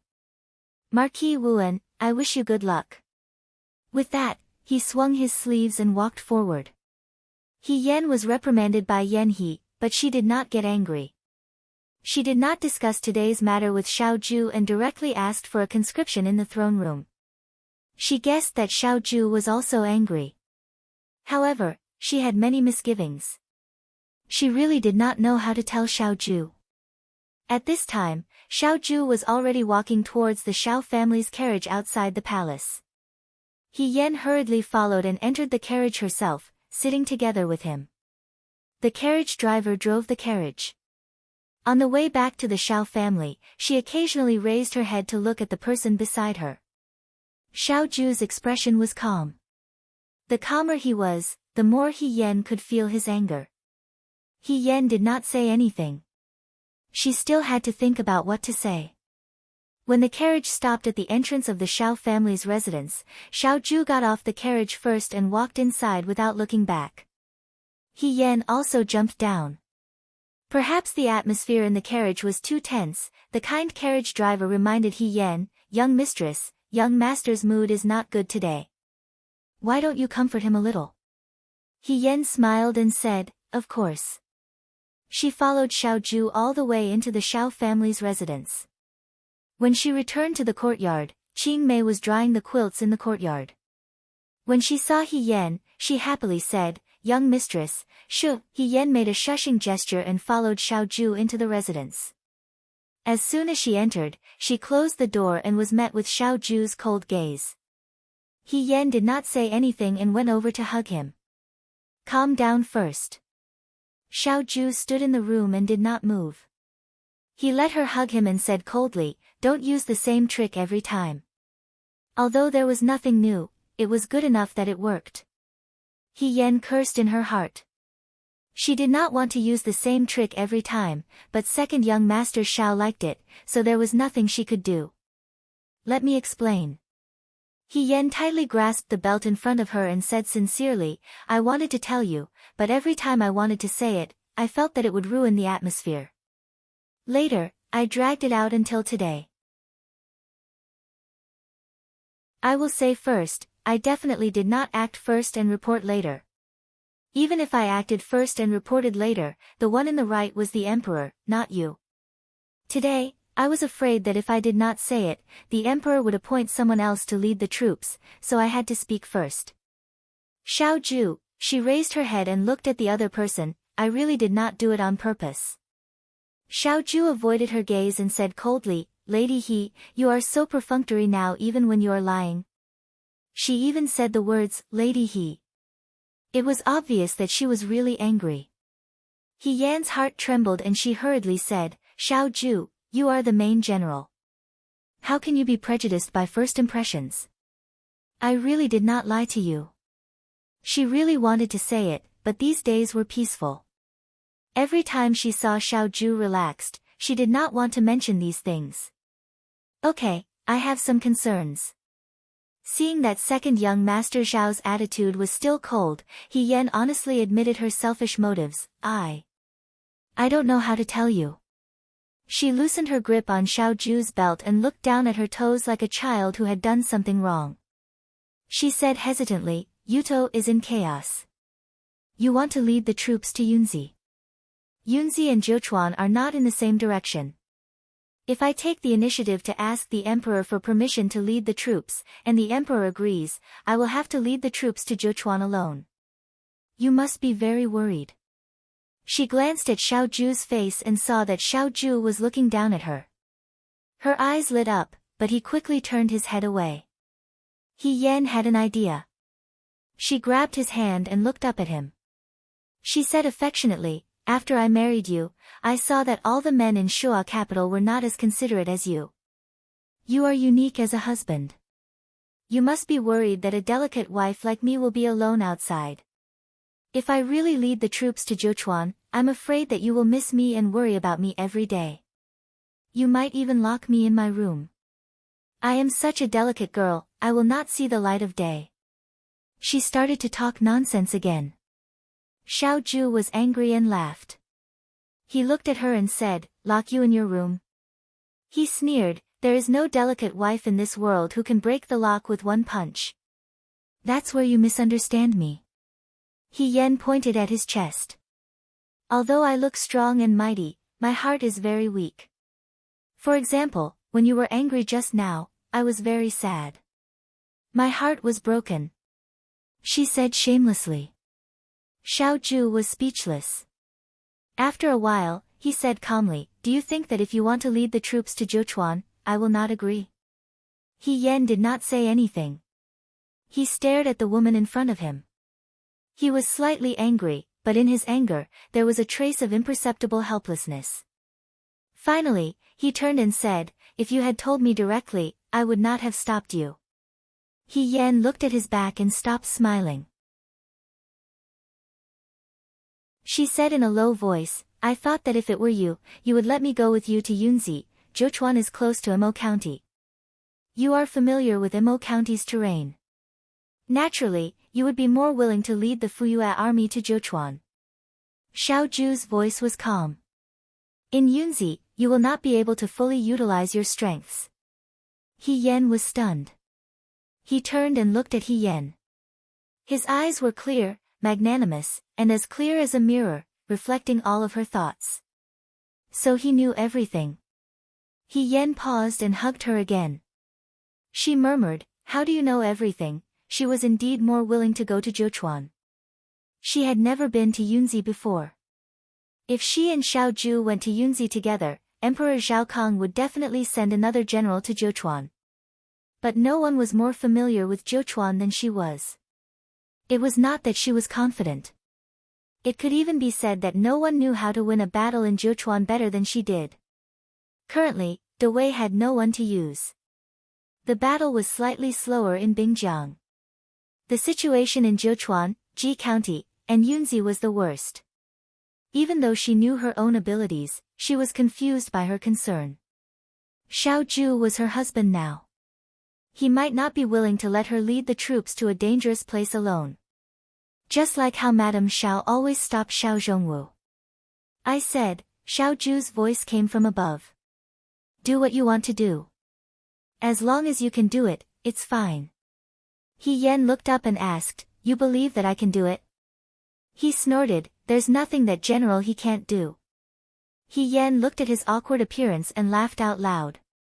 She had thought that it would be difficult to explain things clearly, but now it was clear in just a few words. He was very tolerant of her. He Yan even felt that some of her thoughts and concerns were laughable. However, the emperor might not directly give me military power. He Yan's smile had only just spread for a moment when she suddenly thought of another matter. After all, in the eyes of outsiders, even her title of Marquis Wuan was because of Xiao Zhu. Even in Jiang and Rundu, there were Xiao Zhu and Li Kuang. She had never led an army to fight a battle alone. If the emperor directly gave her military power, outsiders might not be convinced. I will go to the palace to see the emperor. The military power of the Fuyue army will probably be given to you. Xiao Zhu said, but you can only rely on yourself to convince your subordinates. Is what you're saying true? He Yan suddenly became excited. She had many ways to convince her subordinates. If Xiao Ju could convince Emperor Zhao Kong, then this matter was set in stone. The emperor didn't directly reply to you today because he was waiting for my opinion. He smiled. He doesn't believe you, but he believes me. If I promise you, he will believe in your ability to lead the troops. We are in troubled times. Isn't the emperor afraid that if he gives me military power, we will have too much power and be a threat to him? He Yan joked. At this juncture, whoever had military power would have a chance of winning. Although the crown prince was no longer here and there was no one in the imperial family who could threaten Emperor Zhao Kong, but if a general had too much merit, since ancient times, it was not something to be happy about. Big brother and sister-in-law are still in the capital. Moreover, sister-in-law already has a child of the Xiao family in her belly. In a few years, the emperor won't suspect the Xiao family. He Yan's sure too was relieved, but she looked at the person in front of her and asked, I have another question. You said that the emperor wanted you to promise me. Xiao Ju, do you believe that I can defeat those Yudo? Xiao Ju seemed to think that her question was ridiculous. He couldn't help but laugh. He turned his head and said lazily, in heaven and earth, who wouldn't admit defeat when they see you? Although the words were said in a mocking tone, there seemed to be a sense of pride and glory in his tone. He Yan was very happy to hear these words. She stood on her tiptoes and whispered into Xiao Ju's ear, same to you, military governor Xiao. I also believe that you will continue to be victorious.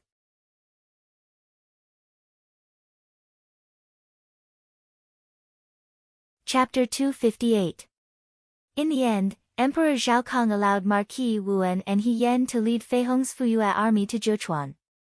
Although there were many discussions in the court, they slowly calmed down. Firstly, it was because of the Xiao family, so they did not dare to say anything.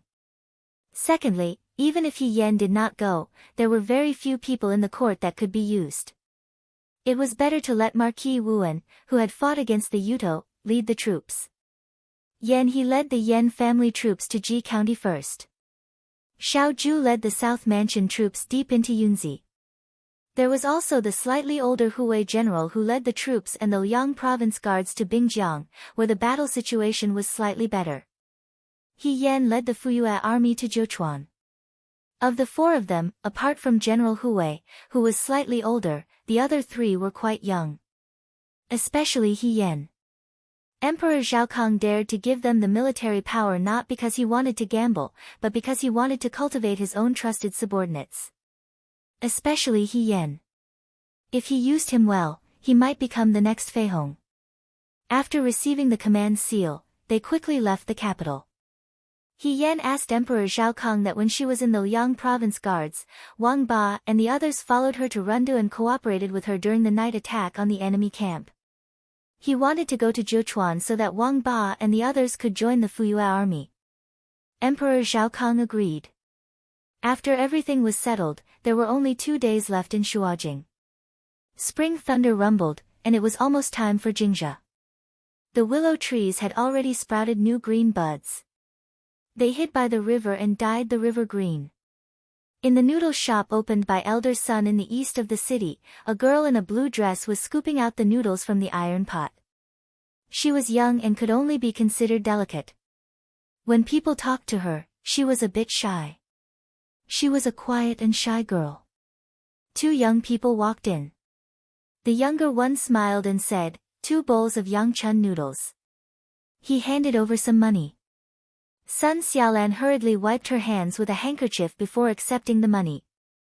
Please take a seat inside, it'll be ready soon. Xiaomai nodded and winked at her big brother. Shi Tu glared at her as a warning. The 2 of them found a table inside and sat down. Xiaomai asked Shi Tu, Big brother, we're going to war soon. This time, we're not going to the Liangzhou garrison. We're going to fight those Yudo for real. Since you like Sister Xiaolan, why didn't you tell her before you left? Shi Tu didn't say anything. If you don't say it, she's in Shuajing City. What if Master Sun arranged a marriage for her? Xiaomai looked at her elder brother. We've been in the Liang province guards for so long. Why have you become such a coward? Shi Tu shook his head and said in a low voice, I may not be able to come back alive from Jiuchuan. There's no need to give her hope and waste her time. He looked at the busy girl in the blue dress and revealed a rare smile.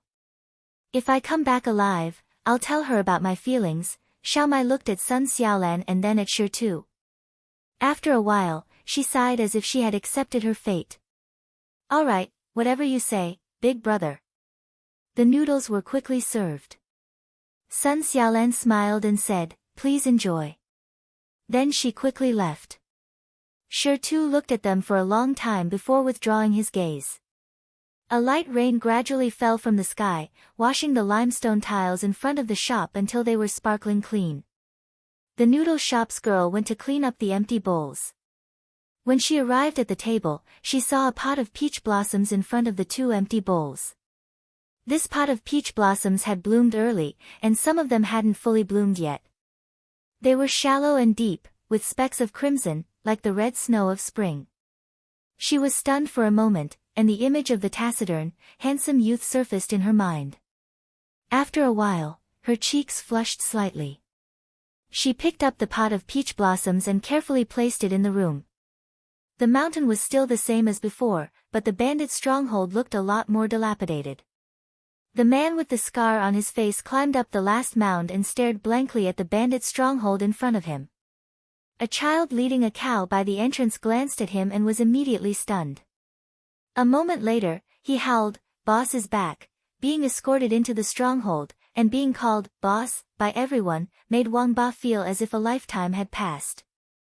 After staying in the Liang province guards for a long time, he had learned to obey. As a lowly soldier, it was very uncomfortable to be surrounded by so many people and treated with so much love and respect. He coughed lightly and said, I came back today to tell you that in a day, I'll be leaving for Jiuchuan to fight the Yudo. I also came to see how you guys are doing. Someone squeezed forward and said flatteringly, after boss left, there weren't many people coming to this mountain. The harvest wasn't good, so everyone started farming. They even raised silkworms. Although it's not as good as when we were bandits, it's better in terms of stability. Second boss said that when summer comes, we'll dig a pond in the mountain to raise fish. In the future, we won't have to worry about food and daily necessities. Wang Ba felt very gratified, but also a bit sour. He put on a fake smile and said, looks like you guys are doing well without me. Second boss walked over. He was a cultured man who had read books. Back then, when his family was in decline, he had no choice but to become a bandit. However, he couldn't lift or carry anything. At first, Wang Ba hoped that he could come up with some good ideas. Later, he simply gave up and let him stay in the stronghold to teach the children how to read and write. Second boss said, boss saw how fierce the soldiers were in suppressing the bandits and felt it wasn't safe to rob them again. That's why he went to the Liang province guards and joined the army. However, the outside world has been chaotic these past 2 years. Everyone's lives haven't been easy. Now that we're able to be self-sufficient, it's already very good. Our master is going to fight the Wutua people. Without master, how can we have a good life outside? We all miss you. If you want to come back one day, you'll still be our boss. Wang Ba felt a bit better. He snorted softly, at least you guys have a conscience. He took out a few ingots of silver from the bag he carried with him and lined them up one by one. This is... Someone asked cautiously. I did a meritorious service in the barracks. It's a reward from the higher-ups. He waved his hand indifferently, I'm eating and living in the barracks now. It's useless to keep it. You guys can take it. Buy whatever you want. Don't say that boss doesn't care about your lives. This. Second boss hesitated for a moment, you exchanged this with your life. We don't dare to take it. I told you to take it, so take it. Stop talking nonsense. Wang Ba glared at him, you dare to talk back. Everyone looked at each other and did not dare to refute. The children at the side surrounded Wang Ba and all of them pounced on him, shouting, "Boss, you're amazing. Boss is the best." Wang Ba was squeezed until only his head was sticking out. He said angrily, "Don't step on me. Get off." When the crowd saw the commotion, they lowered their heads and laughed softly. In the shabby thatched hut, there was a rare big pot of mutton stew on the table. The 11 or 12-year-old boy was at the age when he could eat a lot.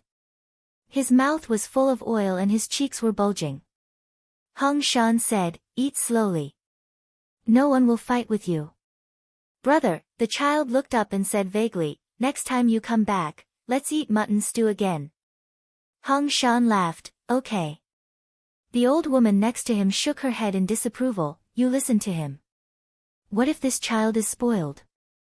Ah Cheng is so obedient. How can he be spoiled?" Hong Shan smiled and touched his younger brother's head. He sighed, "Ah Cheng is much taller now than when I left. In a few years, he'll be able to take charge." In their family, there were only a pair of brothers and an old mother. Xiao Mai and her brother were about the same age, but his younger brother was only 12 years old. Hong Shan didn't have much ability in his life. He didn't expect to enter the Liang province guards and meet a group of powerful brothers. However, he was willing to place all his beautiful hopes on his younger brother, hoping that he could bring glory to his ancestors. "Ah Cheng," he looked at the young boy who was happily eating a mutton leg, "when I first came to the barracks and met Marquis Wuan, she was even thinner than you. But later, she became the leader of the Liang province guards. Is she really that powerful? More powerful than brother?" Ah Cheng asked curiously. Hong Shan smiled, "She's much more powerful than me." He looked at the young boy in front of him, "She can eat as much as you. So Ah Cheng, you have to work hard when I'm not here. Maybe in the future, you can also become someone like Marquis Wuan." "Marquis Wuan is a woman, I'm a man. How can I be Marquis Wuan?" The young boy couldn't take it. I want to be someone like General Feng Yun." Hong Shan and the old woman looked at each other, then lowered their heads and smiled. Okay. You can be General Feng Yun." Hong Shan smiled, "Then after brother leaves, you have to focus on studying and practicing martial arts. Don't make mother angry, okay?" "I know." Ah Cheng patted his chest and promised, "Brother, don't worry. I'll take good care of mother." "Ah Shan," the old woman looked at Hong Shan, her gaze gentle and worried, "Swords have no eyes on the battlefield. You have to be careful."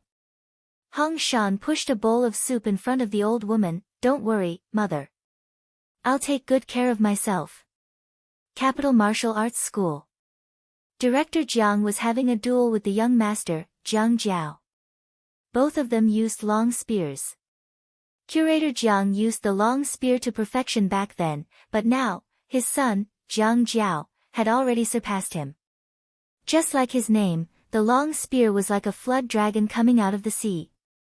It was beautiful and ferocious. With a horizontal strike, the tip of the spear was already at Director Jiang's neck.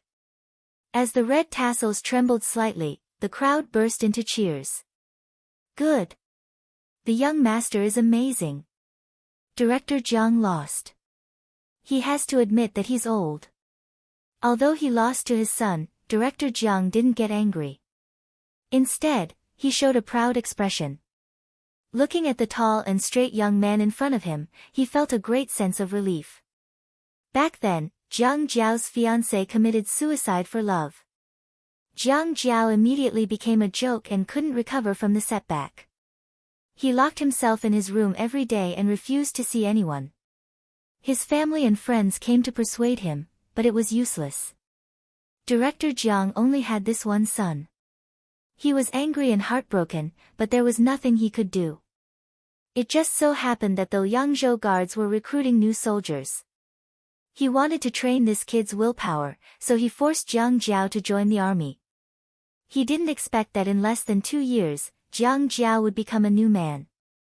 He was no longer as dispirited as before, and his spear skills gradually improved. If there was one thing that Director Jiang felt fortunate about in his life, it was that day he tore down the Liangzhou Guard's recruitment document and threw his stinky son into the army camp. He pretended to be reserved and said, "Your spear skills are quite exquisite." Jiang Jiao smiled and said, "It's because my friend taught me well." He Yan had taught him his spear skills. Thinking about it, he sighed. He Yan's spear skills were far above his own. If he wanted to catch up to her, he would need to put in a lot of effort. Gym Master Jiang walked into the room and took out a long stick wrapped in red cloth. "This is..." "It's for you," Director Jiang said. "Open it and take a look." Jiang Jiao opened it and peeled off the red cloth. Inside was a silver spear. This spear was more beautiful and sharper than the one he had brought to the Liangzhou Guards. "I'm afraid that your original spear won't be enough for your trip to Zhechuan. Our martial arts center has never lacked good weapons. This spear suits your current spear skills better."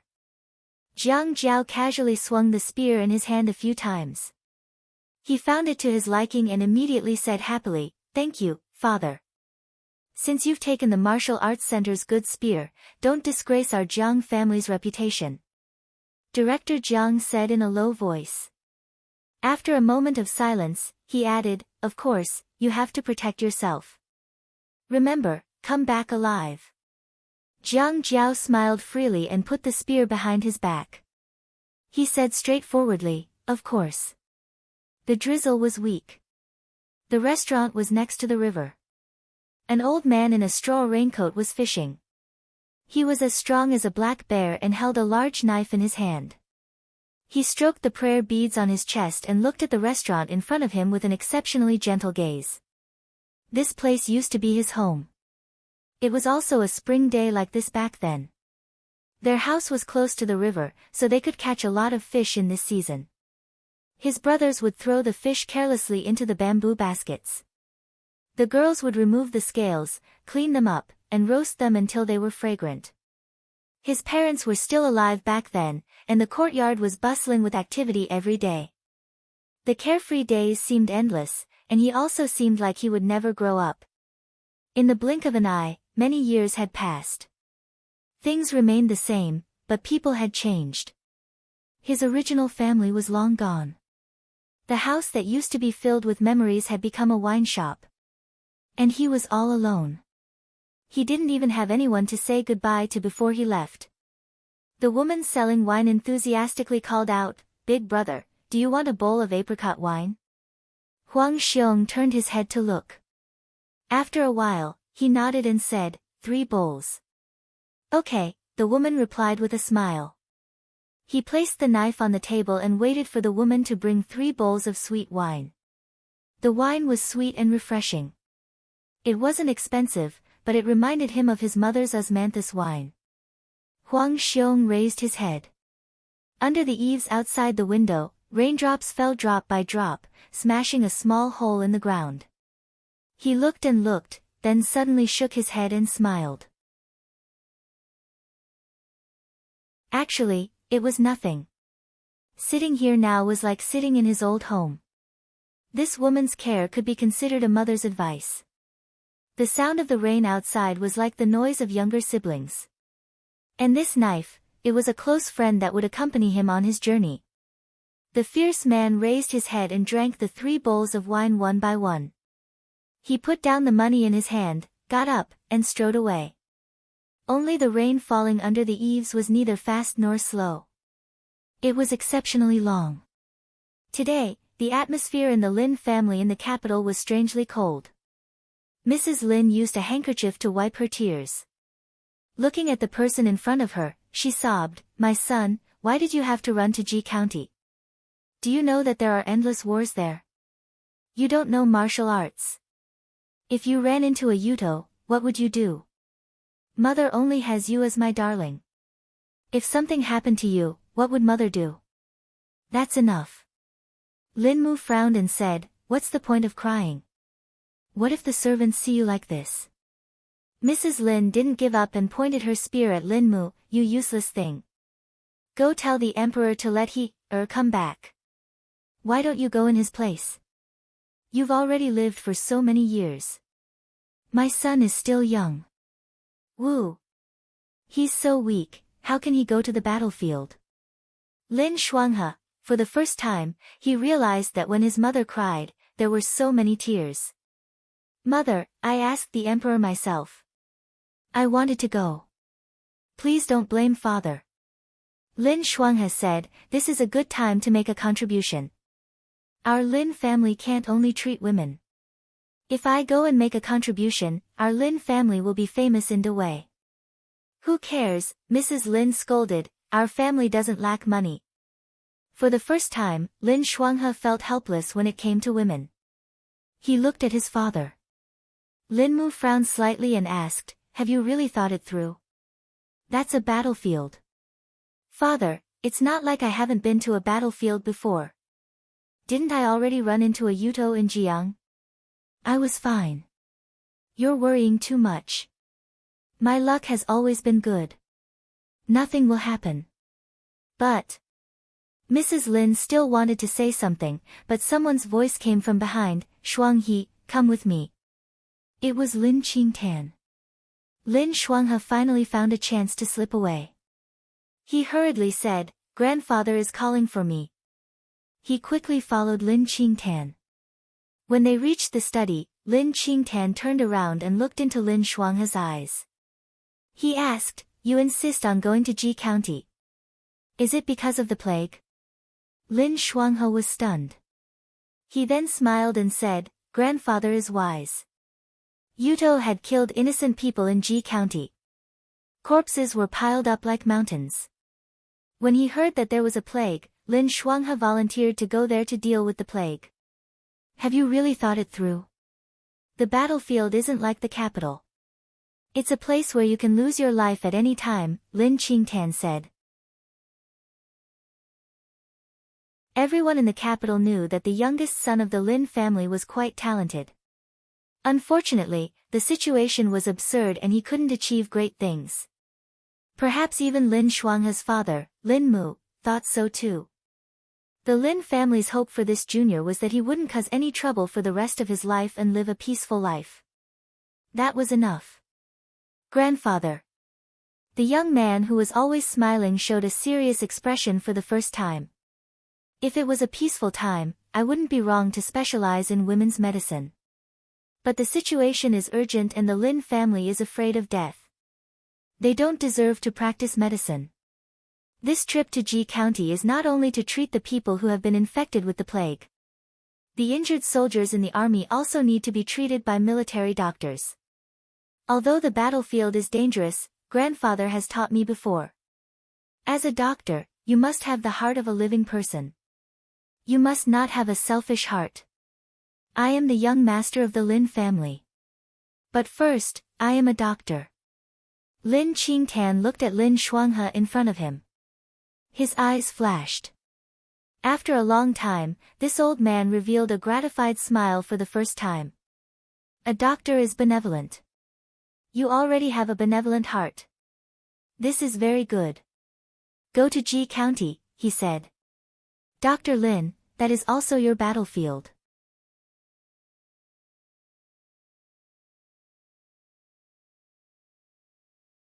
Chapter 259. He Yan accompanied He Sui and He Yunxing the day before she left. When He Yunxing found out that she was going to Zhochuan, he was extremely agitated and scolded, I know you're skilled, but He Yan, that's Zhochuan. In the past, whether it was in the Rundu or Jiang, at least you didn't fight alone. You've never led an army by yourself, so how could you fight against those Yuto? Those Yuto are cunning and cruel. As soon as they broke through Zhochuan, they started to massacre the city. You're a woman, if you were really captured. He Yunxing shuddered. That would be hell that was more painful than death. He Yunxing. He Sui shouted, speak properly. The young man shut his mouth, but his gaze towards He Yan was still filled with endless worry. No matter how much the new recruits of the Yangzhou guards worshipped He Yan and told him that He Yan was omnipotent, in the hearts of the He family's father and son, He Yan was always the weak little girl who clamored to buy new clothes and lipstick. When a delicate plant was moved into the wild, it was already fortunate that it could survive after being exposed to the sun and wind. How could they let this plant fight and kill, fight for its life? It was simply ridiculous. The imperial edict has already been issued, and the commander's seal is also in my hands, He Yan said helplessly. Yunsheng, calm down. I haven't gone to Zhochuan yet, and you've already arranged for my defeat. If this reaches the emperor's ears, our He family will be in big trouble. He Yunsheng was dumbfounded by her words. After a while, he said, isn't it all because you're trying to be brave?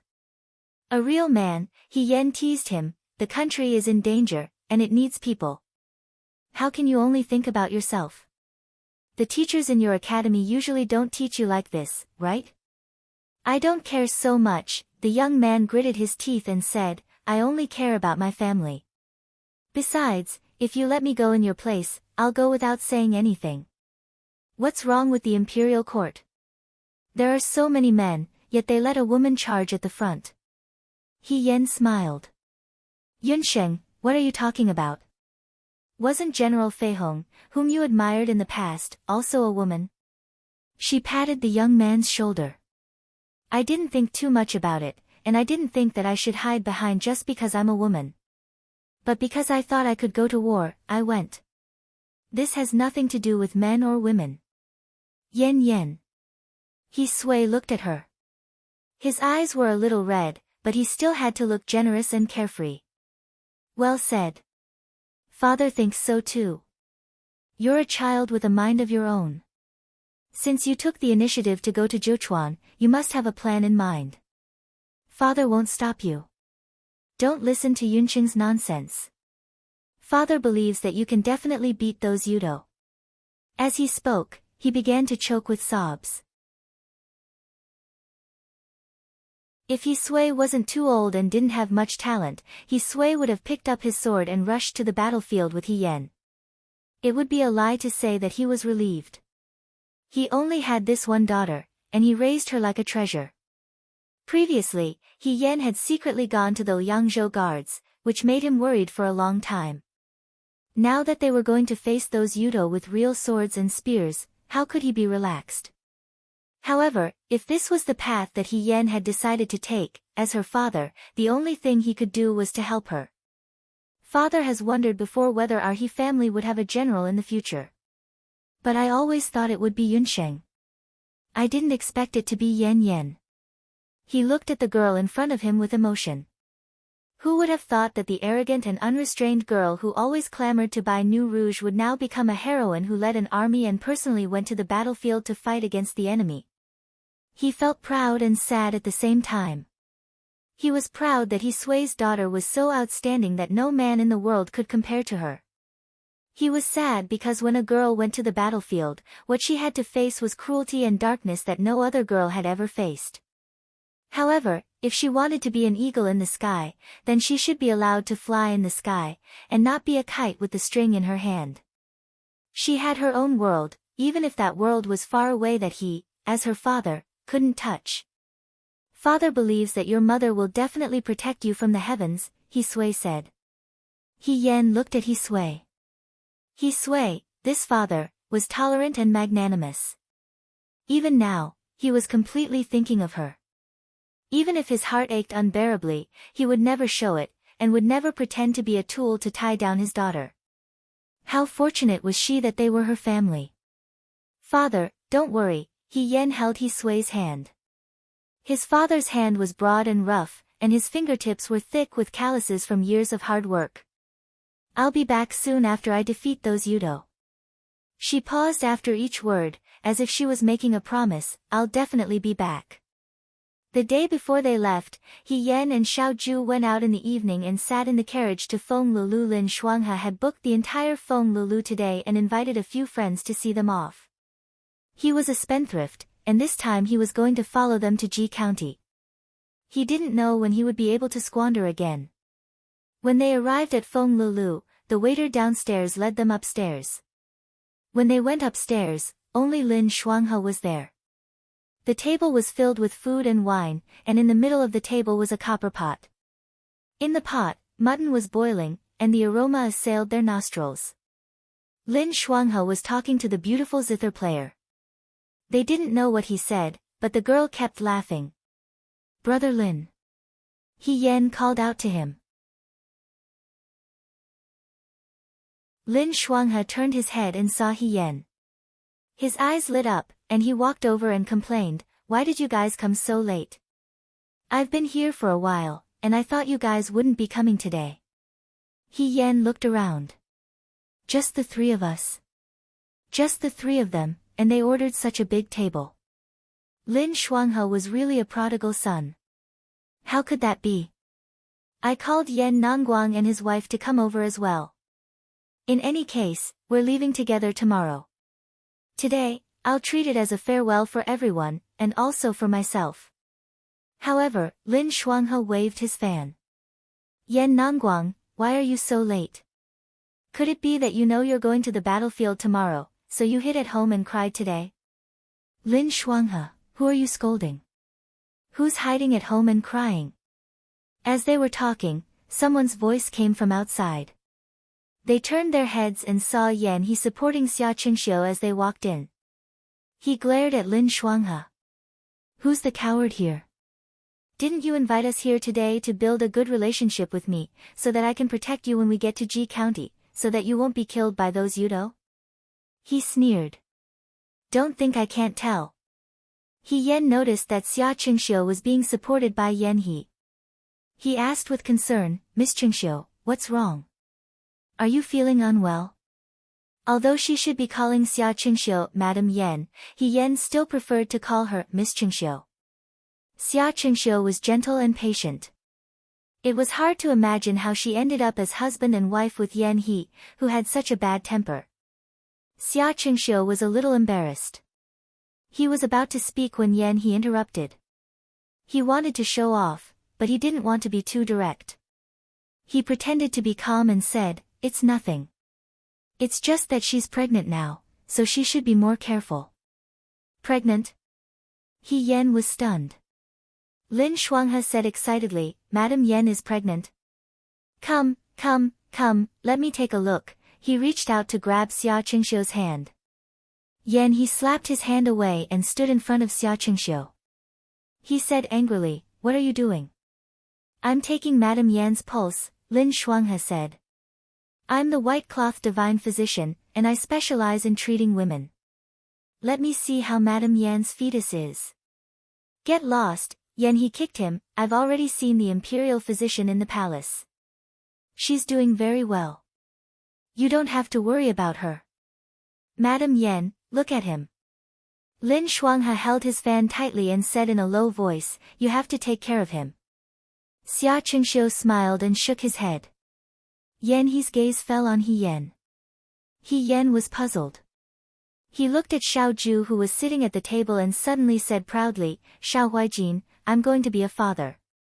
"I heard that," Xiao Zhu replied coldly. "I'm going to be a father before you." Yan He emphasized, "I'm going to be a father before you." Yan He must have been a gamer in his previous life. What was there to compare? Furthermore, she and Xiao Zhu had only been married for a short time. Yan He had been married for a long time. How could they be compared? The competition was simply too unfair. He Yan was thinking when Xiao Zhu suddenly looked up and glanced at him. He Yan? The next moment, second young master Xiao said slowly, "Who told you that you're going to be a father before me?" Yan He's smile froze. "What do you mean? Your son isn't even born yet. My daughter can already recite books." He stared at the teacup in his hand and smiled slightly. Lin Shuanghe spat out a mouthful of tea. He Yan, was Xiao Zhu talking about the time when she was drunk and asked Xiao Zhu to recite a book to him when they were in the Liang province guards?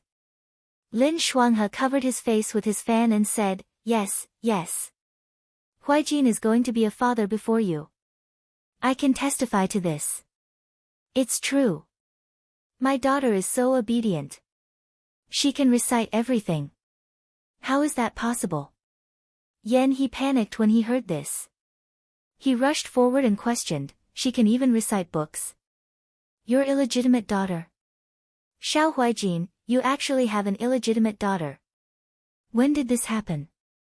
Wow, everyone says that you're arrogant and look down on everyone. I didn't expect you to be such a despicable and shameless person. And you? He looked at He Yan with disappointment and scolded, you look like a hero who kills enemies on the battlefield. How can you tolerate this? Why didn't you use a knife to chop off this bastard's head? He Yan, are you afraid that the Xiao family will oppress you? Yan He's eyes narrowed and waved his hand, I'll support you. Tomorrow, we'll divorce. Xiao Ju frowned slightly. Yan Nangguang, he said calmly, I don't want to fight today. Who's afraid of you? Yan He rolled up his sleeves eagerly when he heard this. Bring it on. Nan Guang, Xia Qingxiu shook his head disapprovingly and said softly, young Master Lin is treating us today. How can we fight? Besides, Military Governor Xiao was joking with you. Why do you take it seriously? When Xia Qingxiu said this, Yan He immediately became listless and said, Okay. The mutton is cooked. Let's sit down and eat. Lin Shuanghe asked them to sit down. When they sat down, he nudged Xiao Ju with his arm and said softly, Huijin, you're really good. Xiao Ju couldn't be bothered with him. Lin Shuanghe treated the Lin family's money like water. He always ordered the most expensive dishes. A table of dishes cost a table of silver. However, you get what you pay for. Feng Le restaurant's dishes were the best in the capital. He Yan originally thought that even though He was henpecked, he was still a general and would be careless. He didn't expect He to be able to impress him this time. Xia Qingxiu remembered what he could eat and what he couldn't drink better than anyone else. He Yan guessed that the servants in the palace who served the imperial concubines were probably at this level. As he served Xia Qingxiu, he said, Hey, do you guys know Yang Mingji? When Xiao Ju heard this name, she didn't react. Instead, Lin Shuanghe paused and asked, What's wrong? It wasn't like that before. Yan He lowered his voice. Guang Yan agreed to open a market in Dawei for the Yudo. As the governor of Jinling, Yang Mingji opposed it and almost lost his position. I don't know what happened, but I heard that the Yang family had a falling out with him because of this. He Yan glanced at Xiao Ju and asked, What happened after that?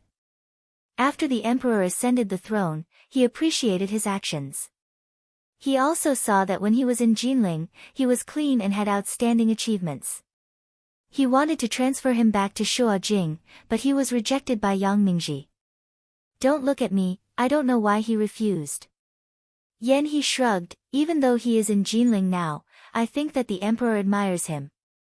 He will return to Shuajing sooner or later. The Yang family must be regretting it now. Why didn't I see that old man Yang was this kind of person? No one answered him at the table. What happened to you guys before? Yan He was very curious about Yang Mingji. He asked Xiao Ju, what kind of hatred can be so far away? How many years have passed and you still remember it? Xiao Huijin, he said, as a man, you should be magnanimous. What kind of man are you if you are so petty? Shut up, Lin Shuanghe rolled his eyes at him, I think you are the most petty person at this table. I didn't part ways with my close friend. Forget it, Lin Shuanghe said disdainfully, do you have a close friend? Lin Shuanghe. He Yan picked up a piece of radish and put it in Xiao Ju's bowl. When second young master Xiao was not in the military camp, as long as he ate outside, he would eat vegetables. He probably minded that others did not clean it well. He Yan felt that he was too particular, but, forget it, everyone had their own habits. She interrupted Yan He and tried to change the topic, Miss Qingxiu, do you want the child in your belly to be a young master or a young lady? Xia Qingxiu smiled. She couldn't be considered an outstanding beauty, but she had her own gentle charm. She said, young master or young miss, I like them both. He Yan asked Yan He, what about General's Yan? I don't care if it is a young master or young lady. As long as it is my wife's child, of course I like it. Once he mentioned his unborn child, his tail was about to reach the sky. He said proudly, if it is someone else's child, whether it is a young master or young lady, I will hate it. This person was really arrogant. He did not know how other people's children had offended him. Lin Shuanghe also asked Xia Qingxiu, sister-in-law, have you named the child? This. Xia Qingxiu showed a troubled expression. I have my own ideas, he interrupted, if it is a daughter, then she will be called Yan Muxia.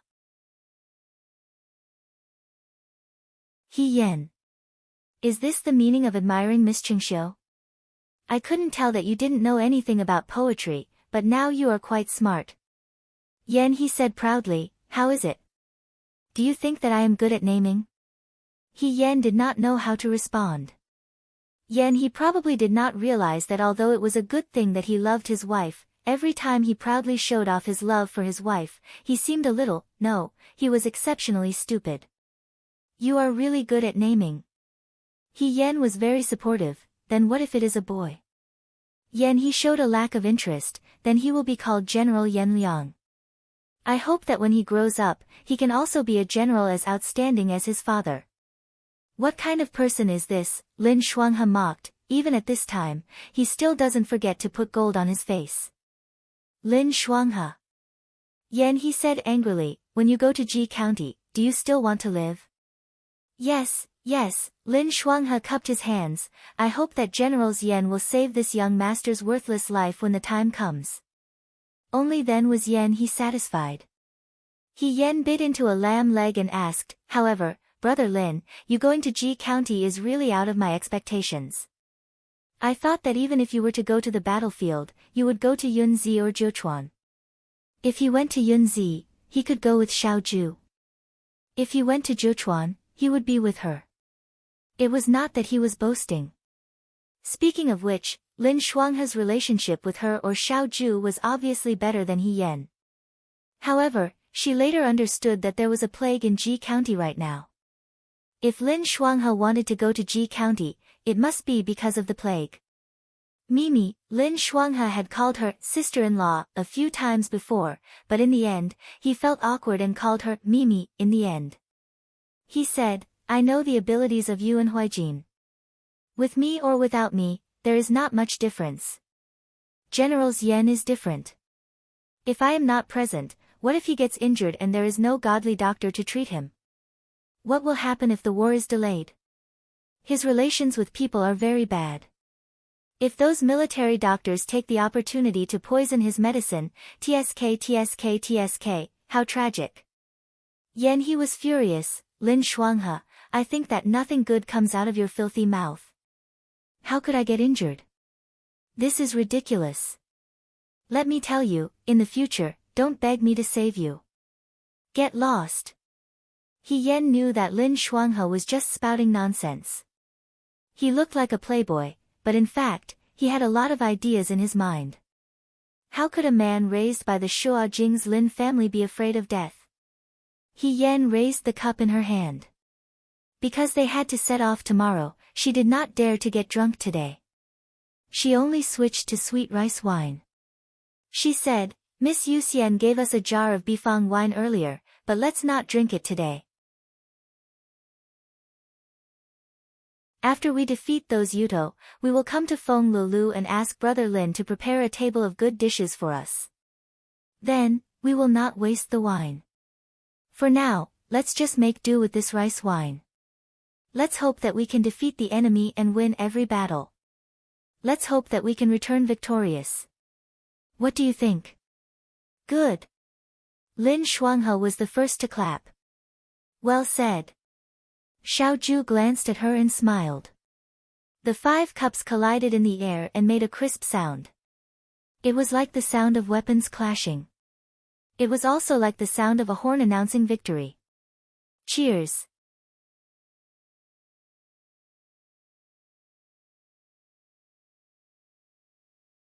Chapter 260. All good things must come to an end. It was late at night. Feng Lulu was only left with a mess of cups and plates.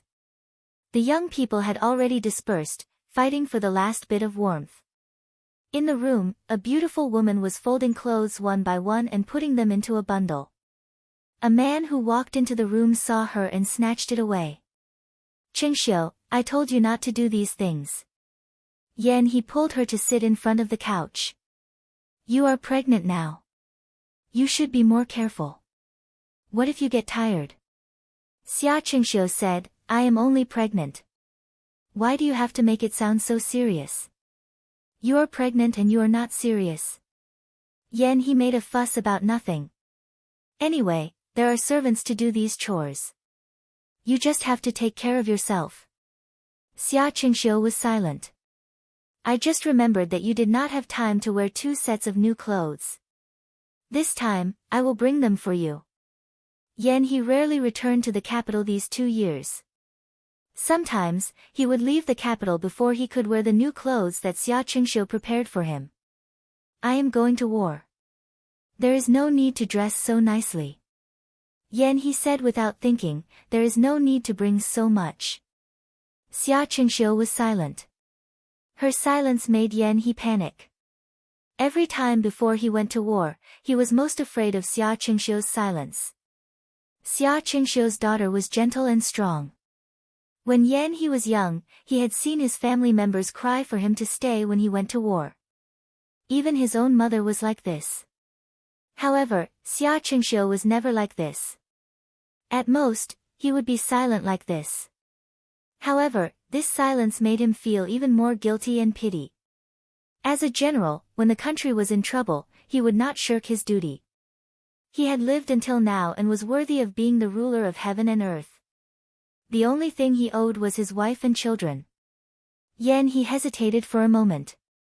He pulled Qingxiu into his arms and sighed softly, "Qingxiu, I have wronged you." Qingxiu was stunned for a moment before she smiled. "What grievance is this? You went to Ji County in order to protect the Great Wei's territory. Wasn't I able to live peacefully in the capital also because of your protection?" "But I..." He frowned. "When you were pregnant, I couldn't be by your side." Being able to have a child with Qingxiu was something to be happy about, but it also came with regret, disappointment, worry and guilt. "Since I married you, of course, I already expected this day to come." Qingxiu smiled. "The situation is critical. Even if you're not in Shuajing, the little guy will understand." He looked at Qingxiu's lower abdomen and covered it with his palm. He murmured, "I don't know if it's the young master or the young lady. When I heard what you said at Fengla restaurant today, I thought you didn't care." Qingxiu chuckled. "I don't care whether it's a boy or a girl. After all, it's my blood. If it's really a son, do you really want him to be a general like you?" Qingxiu asked. He thought for a moment. "I do want him to be a general, but if he doesn't like it and wants to be something else, that's fine. Besides, if our Muxia wants to learn martial arts, that's not a problem. My classmate, General Feihong, was also a girl.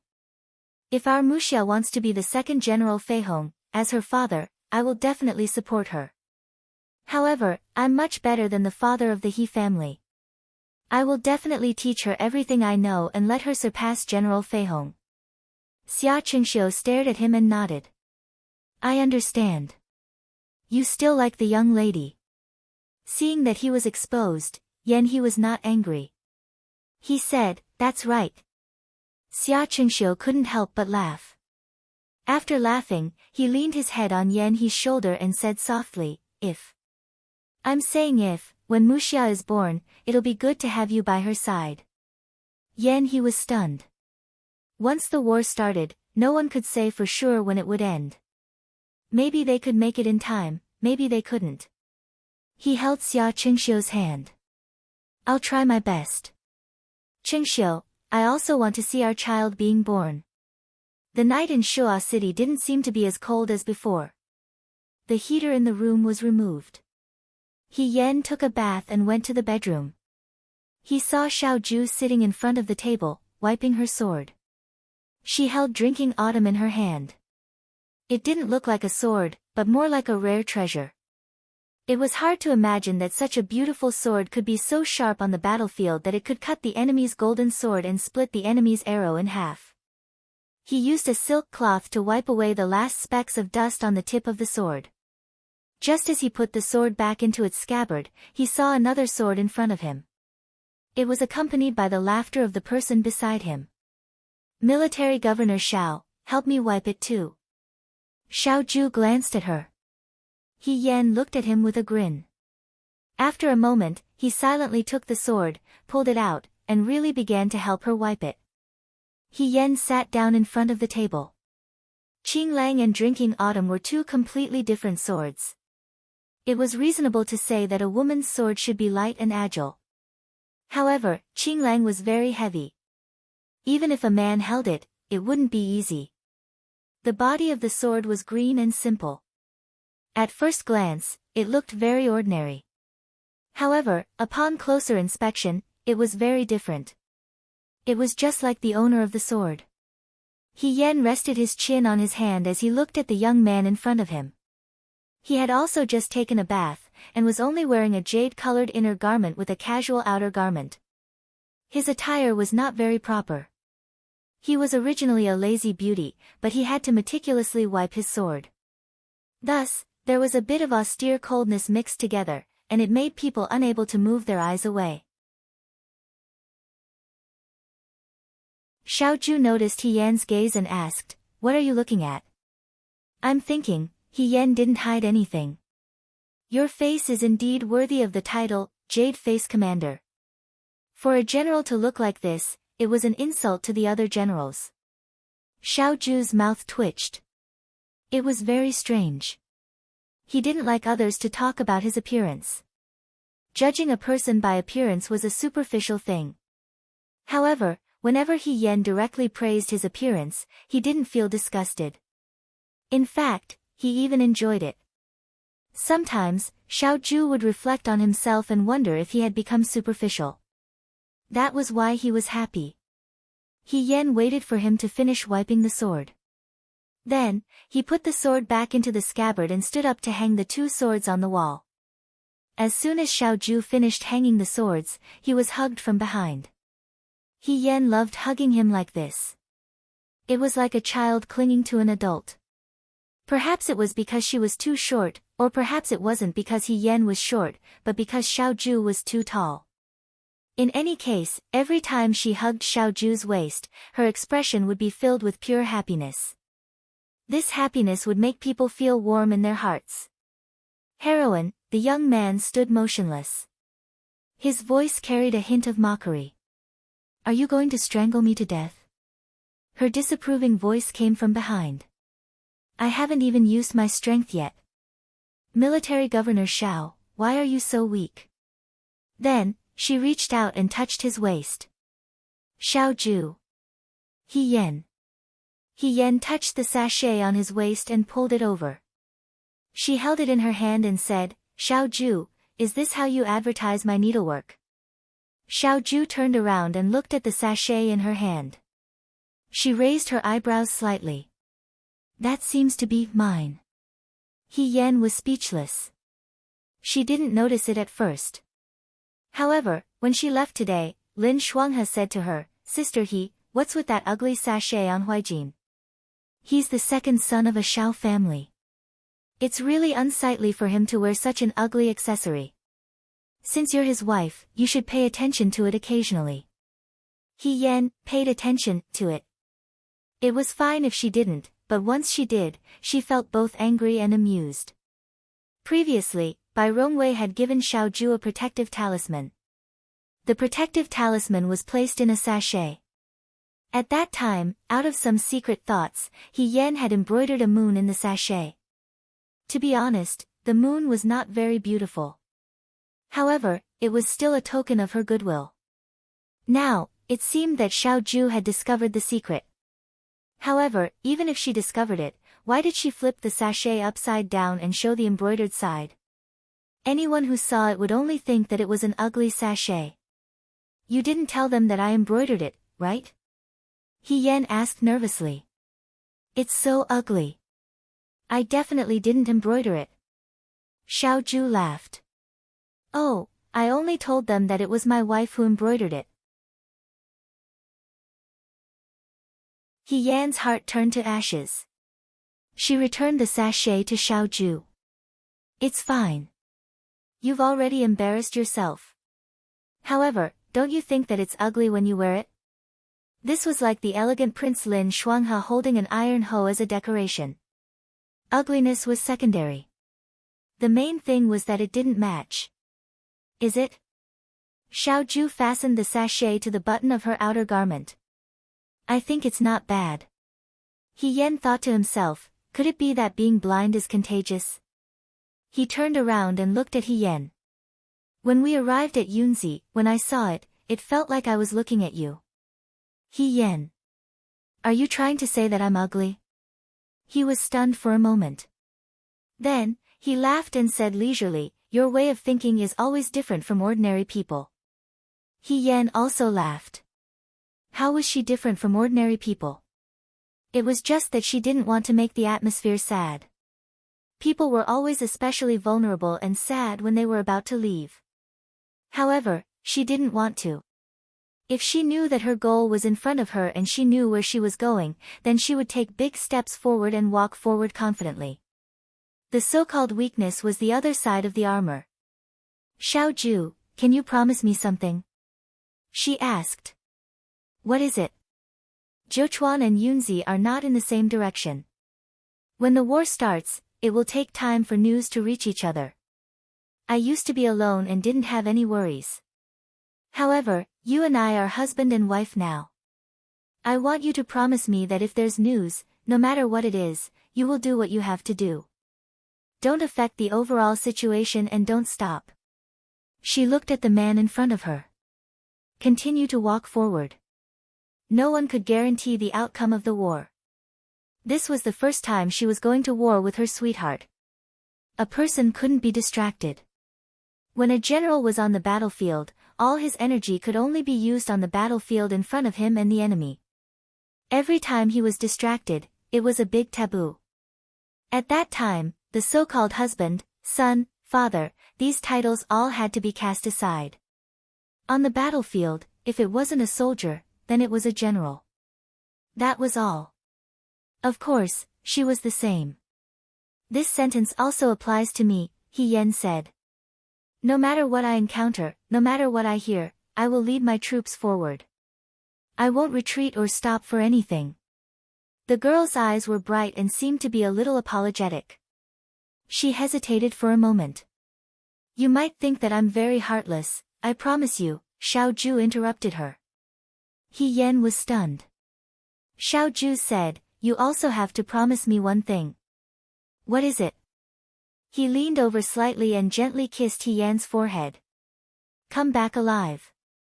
The early spring sun shone on the newly cut window flowers. The sun was cut into small beams of light that sprinkled on the ground in the courtyard. A tall imperial bodyguard walked in from outside with a bundle in his hand. They were about to leave the capital for war.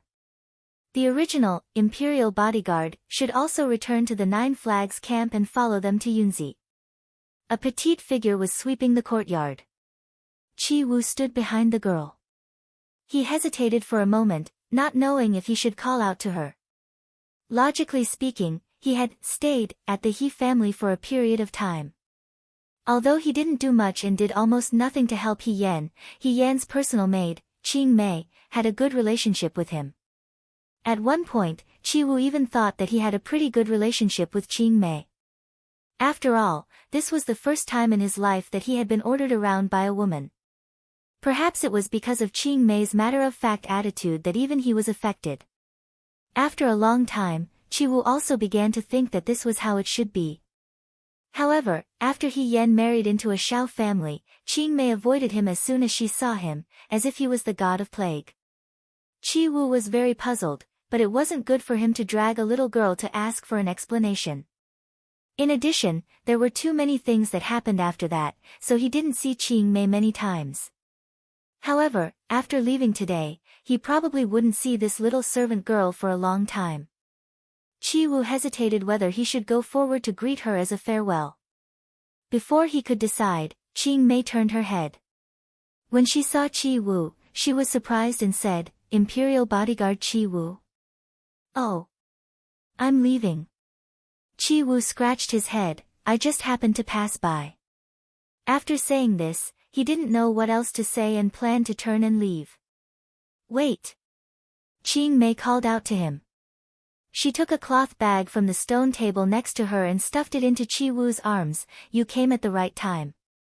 If you didn't come, I could only have young madam give it to you." "What is this?" Chi Wu was surprised. "Young madam said that Yunzi is close to the sea and is very humid. I made a pair of boots. The soles are a bit hard and waterproof. My craftsmanship isn't very good, so you'll have to make do with it." She emphasized, "Consider it a reward for helping me sweep the courtyard earlier." "Boots?" Chi Wu lowered his head to look at the cloth bag in his arms. His mood was a bit strange. Qing Mei saw that he was still standing there and said with her hands on her hips, "You're still not leaving? Aren't you afraid that young master will order you to serve him if you're late?" Chi Wu finally regained his senses. He hesitated for a moment, then said, "Many thanks." He turned and was about to leave. Qing Mei called out to him again, "Hey! Is there anything else?" Chi Wu asked. She grabbed the broom next to her and turned to walk into the courtyard. As she walked, she said, "Knives and arrows don't have eyes. You be careful." Chi Wu looked at her back and coughed lightly. It seemed that he wanted to laugh, but he held it back. He stuffed the cloth bag into his arms and strode away. Outside the city gates, it was already crowded with commoners who came to watch the commotion. Their family members had already come to send them off. Beside Xiao Jing, Bai Rongwei grabbed He Yan's hand and repeatedly reminded her to be careful. She then carefully placed a safety talisman in her hand and said, "This was consecrated by the master of Yuhua Temple. He asked for a total of 2. One is for you, and the other is for Huijin." She said, "He, I know that you have a righteous heart, but you also have to protect yourself." He Yan hung the safety talisman and the black jade at his waist together. He smiled and said, "I know, eldest sister-in-law. Yan, don't worry and go to Jiuchuan. Father will wait for you at home." He Sui waved at her heroically. He wanted to put on a confident and magnanimous appearance, but his eyes unconsciously turned red. He Yan's eyes also became a little wet. He Yunxing didn't say anything, but when He Yan walked in front of him, he finally couldn't help but remind her, "He Yan, you better do what you said." I know. He Yan hurriedly nodded. "I will definitely come back alive. Don't worry." She patted He Yunxing's head again. "When I'm not here, I'll leave the He family in your care, Yunxing." He Yunxing said, "Don't worry." These 3 words were spoken in a powerful and resonant manner. He Yan couldn't describe what she was feeling. Every time she went to the battlefield in her previous life, she was always alone. Now that she had so many ties, she didn't feel restrained. Instead, she was filled with strength. He Xining also came today. She hid in the crowd and was discovered by He Yan. She hesitated for a moment, then stood out and handed the cloth bag in her hand to He Yan. He Xining said, "You're a woman. It's inconvenient for you to do everything in the army. Here are some clothes and small things that I personally made. You can use them." He Yan smiled. "Thank you, Xining. You're so thoughtful." He Xining pursed her lips. "You're going to the battlefield. This is all I can do for you."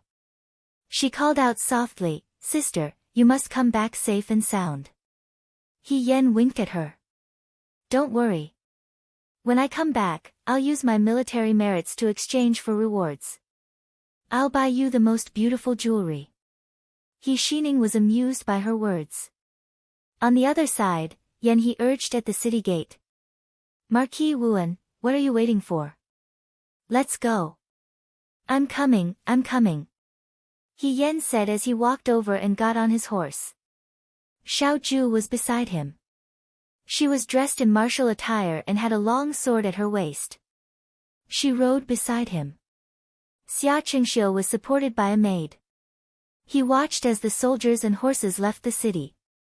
When they could no longer be seen, he gently stroked his lower abdomen and muttered, "Muxia, quickly say goodbye to your father." Qing Lisu ran out with his family behind his back. At this moment, he was hiding in the crowd. He asked Song Tao Tao, who had also sneaked out, "When do you think they will come back?" The little girl was not annoyed by his question. She only said, "I don't know." After a while, she slowly continued, "But, I hope that every one of them can come back." The city gate was wide open.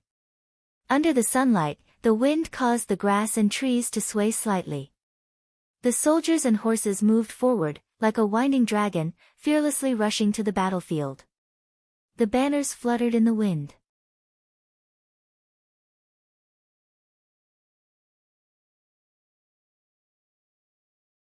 Chapter 261.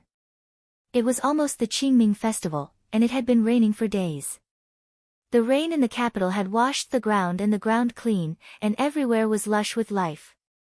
It had been more than a month since Dawei's soldiers left the capital. Jiuquan was an endless desert.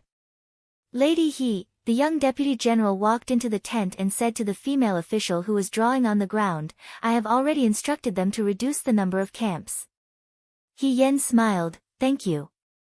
The deputy general looked at the woman in front of him and felt a little emotional. When the Fuyue army that followed General Feihong found out that the leader was a young woman, they were unwilling. They could not be blamed for being picky. After following General Feihong of Dawei, they could not help but compare themselves to other generals. He Yan, as a woman, daring to go on the battlefield was admirable. However, in reality, she had never led an army on her own before, and they did not know how skilled she was. Even though she had won the battle against Jiang in the Rundu, she had the right army's commander-in-chief with her. Now, she was alone. Fighting a war was different from a simple martial arts competition. Emperor Zhao Kang did this because he was the right army's commander-in-chief. However, within the Fuyue army, they were not truly convinced. In this month, they had only arrived near Jiuquan. Jiuquan was originally a city in the desert, and it was now occupied by Yuto.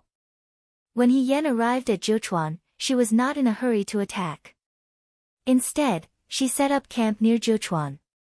For the next few days, the soldiers had already started to complain. However, the deputy general knew that things were not as they seemed. He had been in the Fuyue army before, and although he did not have close contact with General Feihong, he knew that General Feihong dared to take risks. The woman in front of him had not shown her valiant side, but she was more rational and calm. The location of the camp was chosen just right. This location could be used to attack and defend. If there was any movement, it would be easier for them to adjust and retreat. The deputy general was puzzled. He had heard that this was He Yan's first time in Jiuquan, but he seemed to be very familiar with the terrain and had a lot of experience in surviving in the desert. Of course, he had no idea that He Yan was General Feihong in the past, and that General Feihong had first joined the Fuyue army to fight against the Western Chang people in Mo County. Mo County was not far from Jiuquan and the terrain was similar. "Sir." The deputy general's gaze fell on the long scroll in front of He Yan. "Are you drawing a map?" These Yudo troops are abundant, and they have been plotting for a long time. Although the Fuyue army trains every day, they haven't been on the battlefield for several years. In addition, they suffered heavy losses in the Battle of Huayuan, so their troops are inferior to their opponents.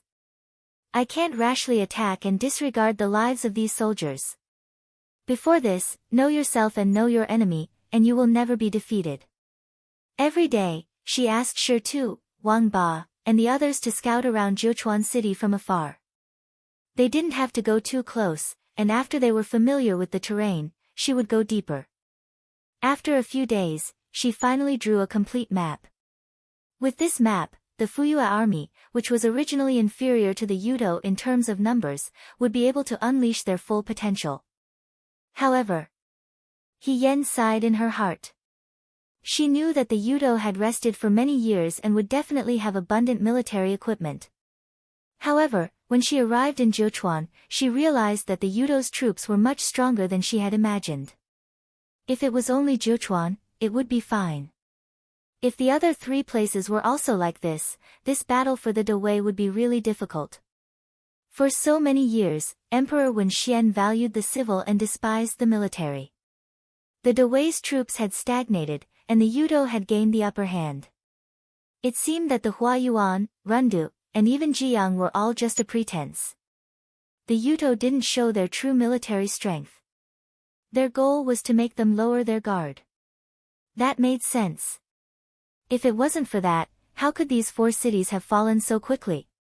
"Milord, you have to take care of your health." The deputy general thought for a while and reminded her, "Milord, you haven't slept much these few days, it's fine." "I know what to do," Hien continued without raising her head. Seeing her like this, the deputy general didn't say anything else. He bowed and left. After he left, someone called from outside, "Milord Hien, come in." Jiang Jiao and Shi Tu came in. Like the other soldiers, they called Hien, "Milord He." After all, Hien hadn't been made a general yet. But in private, they still liked to call Hien, "Brother He." The 2 of them were careful and steady in their work. In the current Fuyua army, He Rufei had single-handedly wiped out the elites. There weren't many people who could be trusted. Hien left some important matters to Shi Tu and the others. She raised her head and looked at the 2 people who were approaching her. She asked, "Did you find any movements from the Yudo?" Jiang Jiao replied, "There was a group of Yudo that went out of the city last night to scout, but they didn't come close to our tent. They only looked around and left. We followed Brother He's instructions and didn't chase after them. But in the past 2 days, there hasn't been any movement." He asked, "Brother He, do we continue to wait?" "Wait," Hien said in a low voice, "we won't take the initiative to attack the city. We'll let them chase after us. Lure the enemy." Jiang Jiao was startled. "But if they really take the initiative to attack us, won't we be at a disadvantage? After all, the Yudo have more soldiers than we do." "Don't worry," Hien smiled. "Those Yudo are cunning and suspicious. They definitely won't let all of their soldiers leave the city. Otherwise, we wouldn't have been able to camp here for so many days and still be safe and sound. They sent scouts out at night to scout the situation. It's nothing more than trying to find out more about us." Hien stood up and walked to the wooden tray in the tent. There were many small hills piled up with sand. Next to the hills were marks made with grains of rice. She picked up a branch and pointed at it for the 2 people to see. "Moreover, the place where we're camping is a gorge. The Yudo are afraid that we'll set up an ambush on the road behind us. Of course, they won't dare to act rashly. Previously, I fought with the Yudo in Jiang and Rundu. If Maka and Huayat's people sent word back to the Yudo leader of Jiuquan should have heard of my name. But he can't be sure if I can really lead troops. He looks down on me, but because of what happened in Rundu and Jiang, he doesn't dare to look down on me. Guess what he'll do?" "Do what?" Jiang Jiao didn't understand. "He'll find a way to prove that I'm not capable. After he finds evidence, he'll look down on me with reason." Hien smiled. "Although I don't quite understand why the Yudo's generals are always like this, since they want to see a woman who only has a name but doesn't actually know how to lead troops, then I'll show them what they want to see." So, Shi Tu, who had been silent all this time, suddenly brightened up. "Those military camps. If we camp here for a few days and don't make any moves, the Yudo will suspect that we're up to something, so they'll send troops out to investigate at night. If I were the Yudo, I'd definitely think that it must be because the other side's leader is a woman. My subordinates aren't convinced, and they're afraid of the Yudo soldiers in Jiuquan, so many of them deserted. That's why they underestimated the enemy. When they let down their guard and lead their troops deeper in, then we can set up an ambush. Jiang Jiao was excited at first, but then he thought of something and said hesitantly, "But brother He, didn't you say that the Yudo is cunning and suspicious, so they definitely won't send all their troops out of the city?" "Yes," He Yan looked at him. "So the troops they've sent out should only be a portion. What we need to annihilate is also only this portion. If they really dare to attack with all their troops, we'll be at a disadvantage. Haven't you thought of wiping them out in one fell swoop?" Shi Tu was a little confused. He Yan patted his shoulder. "You haven't been to a real battlefield, so you don't know that a real war can't be ended overnight. The Yudo are much better than us in terms of troops, so we shouldn't use our weakness to attack their strength. I never planned to fight them head-on. Luring them deep in and wiping out a portion of the enemy's troops will be enough to damage the morale of the Yudo. After that, we'll slowly plan our next move. If you want to win a war, you must be patient and calm. Only then can you walk to the end." He Yan smiled. "This is just the beginning." Jiang Jiao and Stone looked at the armored woman in front of them. In the past, when they were in the Liang province guards, they already knew that her skills were exceptional and her wisdom was unparalleled. However, now that she stood here, leading an army, unhurriedly spreading out a net, only then did they slowly and truly understand her abilities. "Brother He," Jiang Jiao joked. "You've only participated in the Battle of Jiang once more than us. Why do you seem so familiar with it?" "That's not the same." The woman's lips curled up. "I was born to fight." A gust of wind blew from outside, causing yellow sand to fly everywhere in the desert. As the banners fluttered in the wind, the atmosphere became even more desolate. Shi Tu muttered, "Ji County isn't far from here. I wonder how General Yan is doing." Ji County. He Yan's gaze became heavy. He heard that the plague there had already spread. Piles of corpses were piled up in the fields outside the city and beside the river. A group of soldiers was digging a very deep hole.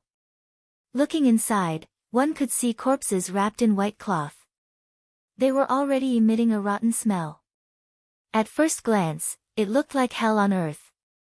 There was a hut made of straw, and the ground was covered with coarse cloth. Dozens of people were lying flat on the ground. These people were dying, and their bodies showed signs of festering. A young man was brewing medicine at the side, stirring the herbs in the giant vat with a large metal ladle. His body was not very strong, and it was already very strenuous for him to stir the medicinal herbs in this huge vat. Not long after, beads of sweat had already seeped out of his forehead. However, from the beginning to the end, he did not have any intention of slacking off. His snow-white robes had long been soaked in mud and blood. His hand, which had always held a folding fan, was now either holding silver needles to treat illnesses or a bowl of life-saving medicine. The plague in Ji County was more serious than expected. After the Yudo took over Ji County, they massacred civilians and abducted women. A large number of corpses were casually thrown into the river. It was also spring, and the plague soon broke out. The Yudo directly chased out all the Dawei civilians who were still alive, leaving them to fend for themselves. When Lin Shuanghe and Yan He arrived at Ji County, the fields outside the city were filled with corpses. Lin Shuanghe thought that as a doctor, he was used to seeing death. However, when he first arrived, he could not help but be shocked by the tragedy. Yan He's troops were used to deal with the Yudo. There were not many military doctors here. He was the grandson of Lin Shuanghe. Originally, everyone advised him not to personally come into contact with these sick people, if he was infected by the plague. However, Lin Shuanghe did not listen to these kind advice. If he was afraid of death, he would not have chosen to come here in the first place. The dead civilians could not be buried on the spot. They could only be cremated. After turning into white bones, they were buried in a deep pit. This was already the best method. Even so, they could still hear the cries of their family members who were still alive every day. He scooped the medicinal soup into a broken bowl and left it to dry. When it was slightly cooler, he brought it to the straw shed and fed it to the patients. He was originally a very particular young master. He always had some vanity. Even when he treated female patients in Shoa City, he would smile brightly when he saw cute and well-dressed women. But now, the patients here had a strange smell on them. They were dirty and hideous, but he did not dislike them at all. The patient that Lin Shuanghe helped up was a woman. She should still be very young. Her appearance was average, even a little too plump. Lin Shuanghe scooped up a spoonful of medicinal soup and brought it to her lips. She carefully drank it. Looking at the gentle and handsome young master in front of her, she blushed slightly. Even the pain in her body seemed to lessen. "Dr. Lin, I can do it myself," she said in a small voice. "That won't do," Lin Shuanghe said sternly. "How can I let a beautiful lady drink the medicine herself? I am a gentleman who has tender feelings for the fairer sex." The patients in the straw shed heard this and smiled kindly. This Dr. Lin was good-looking and had a good temperament. He was different from the stern and fierce general. He was always smiling. He was also in the mood to joke with everyone. He talked about everything under the sky. Even though they might not be able to see the next morning, even though it was such a tense and sad moment, his attitude never changed. Therefore, with him around, the atmosphere was much more relaxed. It was as if nothing was different from before. It was as if when they woke up, Ji County would still be the same Ji County and everything would be solved. After feeding all the medicine in the straw shed to the patients, Lin Shuanghe told them to rest well. Only then did he pick up all the bowls. He rinsed the bowl of medicine with boiling water before stopping. He rubbed his shoulders and finally had the chance to examine himself. However, when he looked at the stains on his body, he stared blankly for a while before giving up. It was because the white robes he brought were all cut into cloth to bandage the wounds of the patients. Now, this was the last piece of clothing. There were no other white robes to replace it. Lin Shuanghe walked to the other side.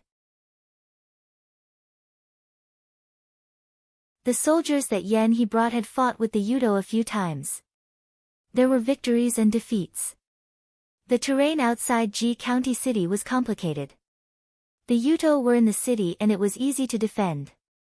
The battle was at a stalemate. Fortunately, Yan he himself was not affected by this matter. He seemed to be in good spirits and his morale was high. Moreover, the plague was now slightly under control. The panic did not continue to spread. Even though this battle would not be easy to win for the time being, things were moving in a good direction. In last night's surprise attack, Great Wei had won a small victory. There were many new wounded soldiers and some soldiers who died in battle. The soldiers who died in battle were buried on the spot. Lin Shuanghe let the other military doctors treat the wounded soldiers first. He himself took over the most dangerous plague patients. At this moment, he saw a few lightly injured soldiers sitting and talking by the river in front of the tent. Yan he was sitting on the ground, drinking water from his mouth without any care for his image. Lin Shuanghe dragged his tired feet and walked over. He spread his hands in front of Yan he. Yan he was confused. He slapped his hand away. "What are you doing?" "Generals Yan," Lin Shuanghe licked his lips. "I was busy treating the patients until now. You didn't even leave me a bowl of wild vegetable soup. I'm starving to death. You should at least give me something to eat." Yan he rolled his eyes at him. He took out a dry biscuit and threw it to him. "Eat, eat. You won't choke to death." If it was any other day, Lin Shuanghe would definitely argue with him. Today, he was really weak and hungry. He sat down and took a big bite of the biscuit. The biscuit was dry. When he swallowed it, it hurt his throat. The taste was not considered delicious. Lin Shuanghe really choked. Yan he looked at him with disdain. He passed the water bottle in his hand to him. "Are you reincarnated from a hungry ghost?" Lin Shuanghe quickly took the water bottle and took a big gulp. After he swallowed the biscuit in his mouth, he said, "Big brother, I haven't eaten for the whole day. Being a prisoner is more than that. Not only do you not have any sympathy for me, you even scolded me. Are you human?" He looked at the disheveled appearance of the person opposite him. He subconsciously wanted to say a few harsh words. However, when he saw his stained clothes, he swallowed the mocking words that were about to come out of his mouth. Forget it. To be honest, Lin Shuanghe's trip this time was really out of his expectations. Originally, he thought that even though Lin Shuanghe had been to the Liang Province Guard before, the Liang Province Guard did not fight a war. In any case, he lived in the guard station and did not have to suffer the hardships of the world. When he really arrived at Ji County, this pampered and spoiled young master would definitely cry to the heavens. He did not expect that from the beginning until now, Lin Shuanghe had not uttered a single word.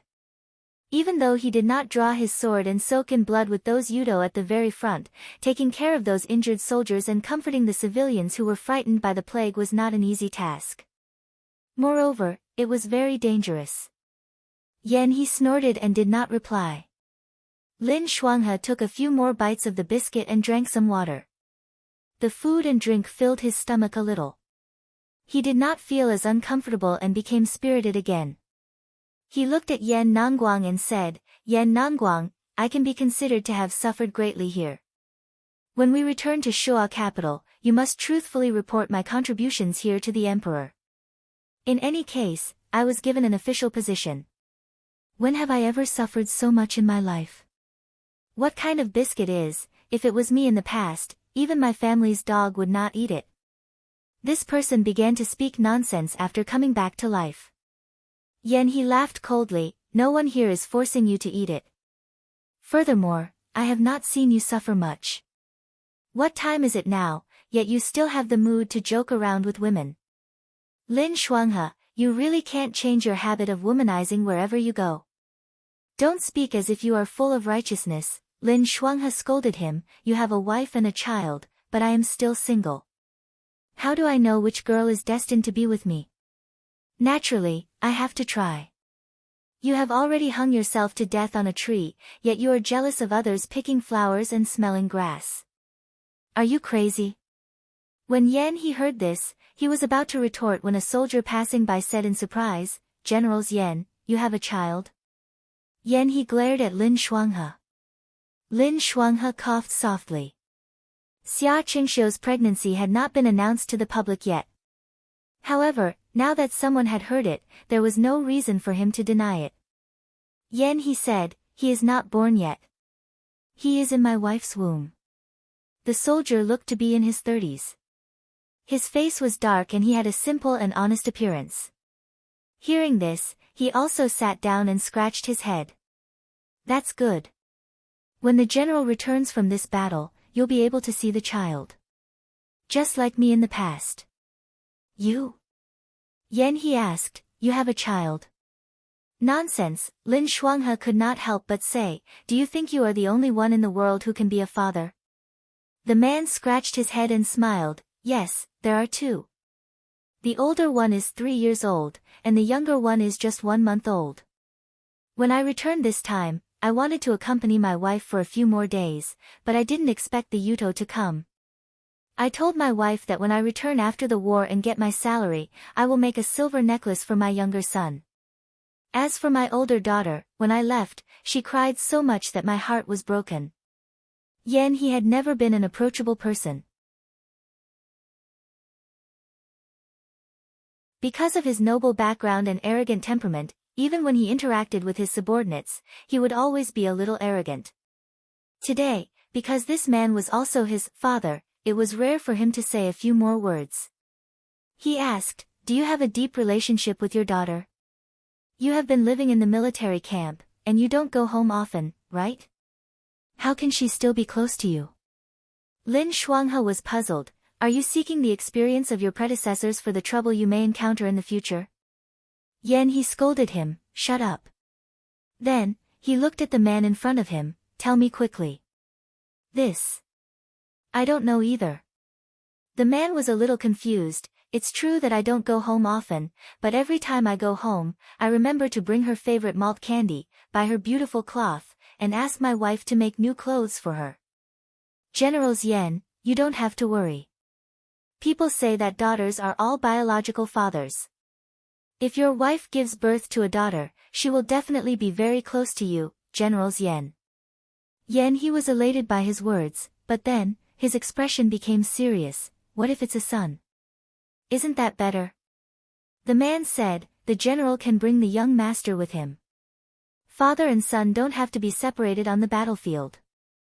He suddenly understood and looked at the person in front of him. I didn't expect you to be so smart as a father.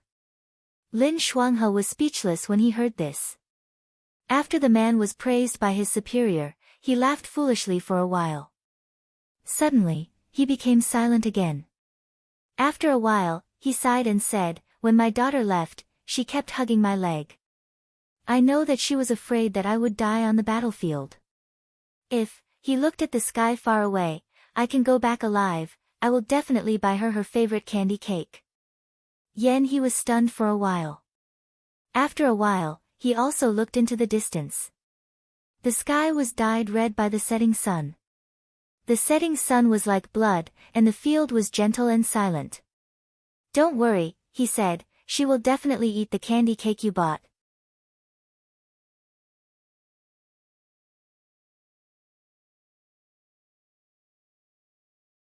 Chapter 262. The yellow sand stretched for thousands of miles, and the dark clouds hung low. The sandstorm kicked up dust as the two armies clashed. After the Dawei troops camped outside Jiuquan City for 5 days, the Yudo in the city could no longer hold back. The number of soldiers decreased by the day, and the marquises from Dawei never faced them head-on. Even the spies they sent out fought with the Dawei soldiers. When the Dawei soldiers reached the city gates, they did not dare to continue the chase. Ever since it was engraved in the Yudo's bones, the news that Maka and Huyate had sent back was treated as an excuse for their incompetence. A woman, who only had a bit of fame because of her husband, was nothing to be afraid of. Even the Dawei's own subordinates could not control her. In just 5 days, half of them had deserted. The Yudo leader was certain that the Dawei soldiers were afraid.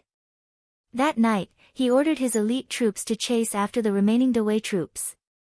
When the Yudo soldiers reached the outskirts of the city and walked towards the Gobi Desert, they suddenly heard the deafening sounds of fighting. The Dawei troops who were lying in ambush on both sides fired arrows at the same time. The arrows rained down like a storm, catching them off guard. Right at this moment, another group of cavalrymen charged over with sabers in their hands. The one in the lead was a young woman in red armor. Her eyes were sharp, and she held a pale sword in her hand. It was as if she wanted to cut through the sky. She was unrivaled as she rode on the wind. The two armies clashed, and the sound of drums filled the air. When the Fuyue army was taken in by General Feihong, they were like divine soldiers. No one could stop them. Ever since the real General Feihong left, they had not been able to hold their heads high like they were today. The frail and petite woman seemed to contain an enormous amount of power within her body. The Fuyue army was like the best blade in her hands. Her formations and ambushes were all exquisite. Yen crouched on the back of the horse, the long sword was like her arm. She charged into the enemy's camp without any fear. Wherever the long sword flew, blood sprayed, and the enemy's head was chopped off from the horse. Her smile lit up the gloomy night in the Gobi Desert. The Yudo was beaten to the point that they had to abandon their armor and flee. The last trace of blood on the long saber was wiped away, and the fierce battle was over. Yudo was either dead or captured. Although the city gate was not broken, the first battle could be considered a victory. The deputy general excitedly found the woman who was walking back. Ignoring his tired body, he ran over and said, "Milord, this battle was won beautifully. Milord, you have a brilliant plan." Yen smiled. "It's not my doing." Her armor was full of bloodstains, and her face was also stained with blood. Perhaps it was not only Yudo's, but her posture was straight and she did not look tired at all. Instead, her eyes were bright and full of energy. When the Fuyue army saw her, they felt relieved. It seemed that as long as she was here, they would definitely be the winner in this battle with the Yudo. In the army, strength and fists were the most important thing. If it was before, the Fuyue army still had some objections to He Yan's leadership and did not understand why she ordered people to reduce the number of soldiers every day. But after this battle, she really won the hearts of the soldiers. Everyone could see the effectiveness of the ambush and the formation. She took the lead on the battlefield and led the soldiers. Her sword was awe-inspiring, and it was not fake. Perhaps, if the real General Feihong was here, he would also have the same style. He Yan said, "Let the military doctors treat the injured brothers first. Those who are not injured, clean up the battlefield." She paused and said, "It's daybreak, we still have to attack the city." "Attack the city? It's only been one night, I'm afraid that the brothers..." He Yan smiled and said, "It's not really attacking the city, it's just harassing them." Although this battle was won beautifully, it was not an easy victory. The army that was sent out was the elite of the Yudo. It was difficult for the Fuyue army to fight against them, but they still had the upper hand. And this was only the first step. Someone ran from behind and called out to her while panting, He Darren." He Yan turned around and saw that it was Jiang Jiao. She asked, "What's wrong?" "Brother Sean." Jiang Jiao's face was very ugly, "You should go and take a look." Hong Shan's chest was pierced by the Yudo. After taking off his armor, his clothes were dyed red with blood. Wang Ba and the others surrounded He Yan. The military doctor saw that He Yan came over and shook his head. He Yan walked over. This man who always patted her shoulder with a smile and called her, he would never wake up. Hong Shan's skills were not the best among this group of people, but he always tried his best to keep up with everyone's pace. He Yan still remembered that the first person she met when she joined the army was Hong Shan. This man treated her as his thin and weak younger brother and always took care of her. He also once said, "There's nothing wrong with being a soldier, at least you'll be alive." But now, he died on the battlefield. He did not have any keepsakes on him, so there was nothing he could take away. Wang Ba, who always said a few words, did not say anything at this moment. His eyes were a little red. They were all brothers who went through a lot together, and their relationship was deeper than others. But the cruelty of war was that no one knew in advance who would be the next to leave forever. And she did not have the time and energy to grieve here. "Let's bury him," she said softly, stood up, and walked forward. Wang Ba couldn't help but say angrily, "Hey, that's it. Tidy up." The woman's voice was firm and clear, without any unnecessary sadness. "At daybreak, attack the city." The city gates opened. Thousands of soldiers and horses were on the mausoleum path, war drums thundering. The young general in silver armor was like a nimble silver dragon in the night, his blade carrying a valiant coldness. Gue de Zhonglang's style of fighting was direct and fierce, pressing forward courageously. The Yan army under his command was the same. The two armies fought, leaving no way out. Although the plague in Ji County was severe, it was now under Lin Shuanghe's control. After a few small probing battles, the Yan army won a few more battles. Today, the city gates were finally breached. It was a true head-on battle. Perhaps it was because Yuto was more afraid of General Fengyun than Yanhe. Most of Yuto's soldiers were sent to Yunzi as reinforcements. The remaining soldiers in Ji County were not as many as the Yan army. Dewey temporarily had the upper hand. Winning a battle was the best way to raise morale. At this moment, the Yan army's morale was at its peak. The surrounding soldiers shouted, "Kill Yuto and get them out of Dewey. Get out of Dewey." Some people laughed and shouted, "After this battle, maybe we will be the first to return to Shuajing." The people who said these words liked to hear them. Everyone knew that Generals Yan loved to compete with General Fengyun. If they won this battle and returned to Shuajing first, wouldn't that mean that their general was stronger than military governor Xiao? He also felt good when he heard this. At this moment, he saw the Dawei soldiers fighting Yudo in front of him. They looked familiar. He immediately remembered that this was the man who had told him about his child a few days ago. He still remembered that this man's daughter was only 3 years old. At this moment, he was fighting Yudo with all his might and did not see the arrow flying from behind him. He frowned. He could not be distracted on the battlefield. Perhaps it was the man's desire to return home that left a deep impression. Or perhaps it was the little girl waiting for her father to bring back Tang Guai. It made he think of the unborn child in Xia Qingxiu's womb. In any case, he flew over and pushed the man away. The arrow brushed past their hair. He heaved a sigh of relief. At this moment, he heard the panicked cry of someone beside him, "General." Yunzi was close to the sea. Tongji County and Jiuchuan were in two completely opposite directions. The night was as dark as ink. The sound of waves hitting the rocks could be heard from the shore. The wind blew the damp smell of the sea. Looking from the shore, the sea and the sky were one. It was like taking a boat out to sea. If one kept going forward, one would reach the 9 heavens. If there was no war, the scenery here would be beautiful. However, once there was war, the vast and distant became desolate and cold.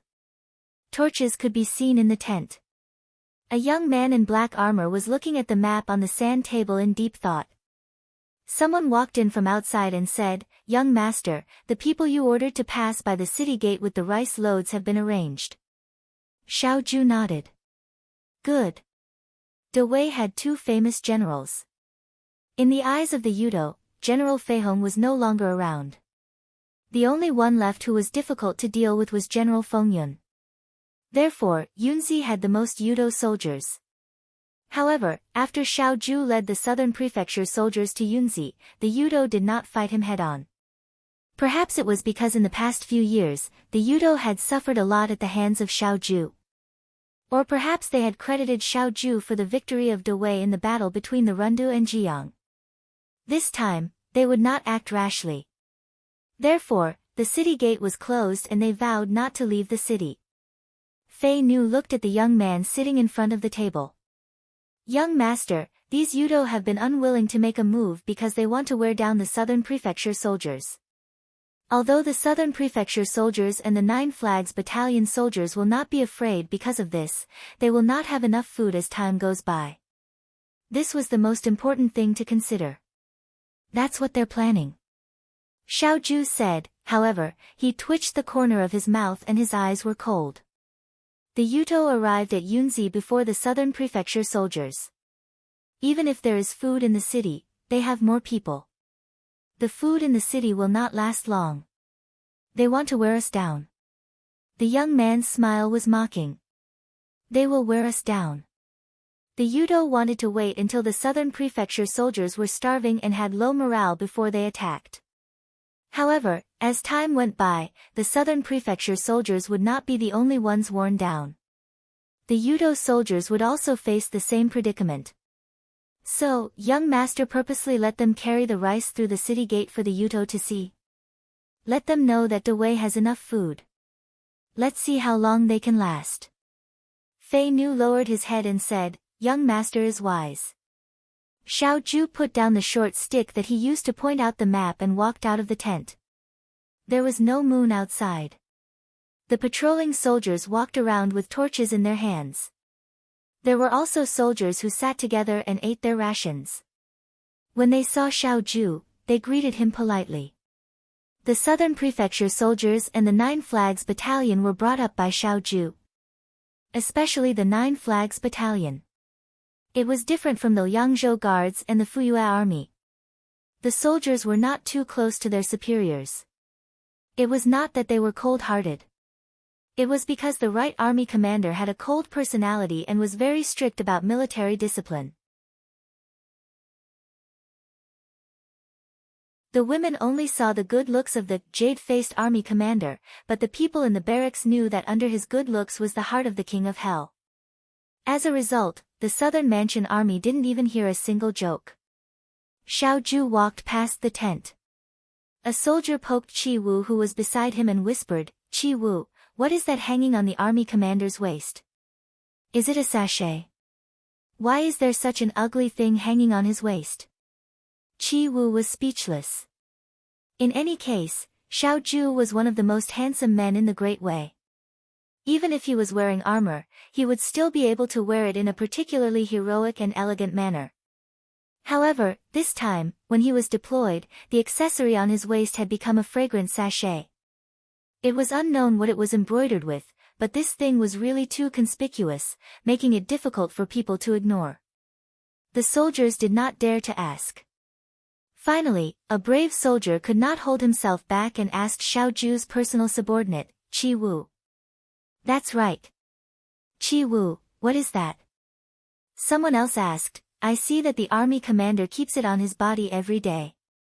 It seems like he treasures it a lot. Where did it come from?"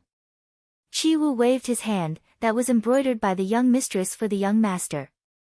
"What do you know?" "Young mistress?" The soldiers who gathered around looked at each other. The one who spoke first smiled awkwardly. "The young mistress's needlework is really special." "It is quite special." Someone nodded and said, "The army commander wears such a special sachet on his body every day." "Chi Wu, I heard that the army commander dotes on the young mistress very much.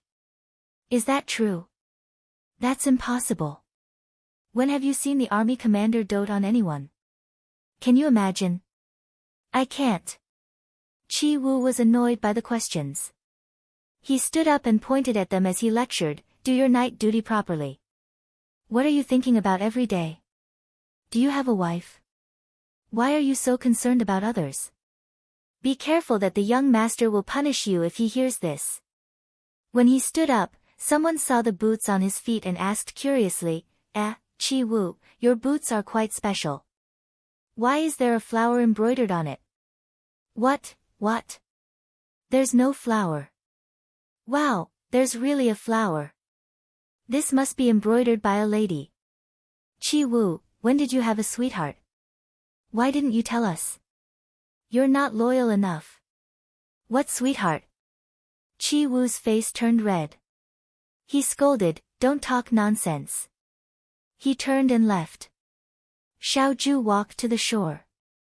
The shore was illuminated by the torches, reflecting the sparkling waves on the water. The night without the moonlight was somewhat chilly. He reached out and untied the sachet on his waist. On the sachet, the crooked moon was looking at him. It was as if he could see through the poor needlework and see the bright smile of the owner.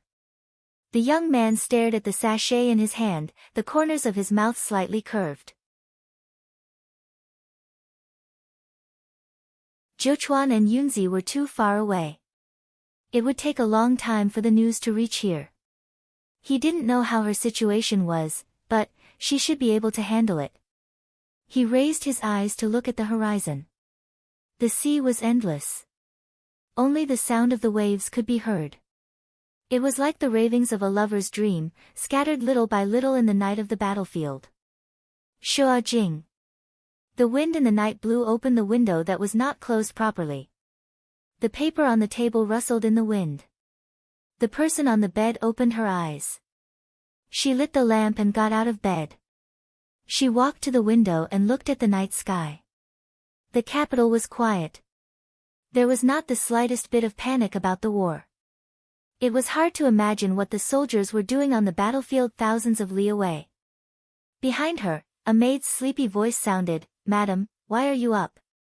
Xia Qingxiu smiled, "It's nothing. I just couldn't sleep." The maid walked to her side and reached out to close the window. She supported her as she walked in, "Madam, be careful. Now that you are pregnant, the spring wind is cold. Don't catch a cold. If the general asks, I will have to suffer." The entire Yan manor knew that although General Yan was arrogant and domineering, he did not like to punish his subordinates. However, as long as it concerned Xia Qingxiu, he would be very calculative. When Xia Qingxiu first entered the manor, the beautiful daughter of the manor's housekeeper was hostile towards Xia Qingxiu.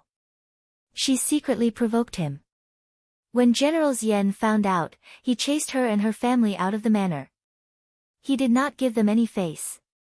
Before this expedition, He had specifically told everyone in the Yan manor that if anything happened to Xia Qingxiu and the child in her belly, the entire manor would be implicated.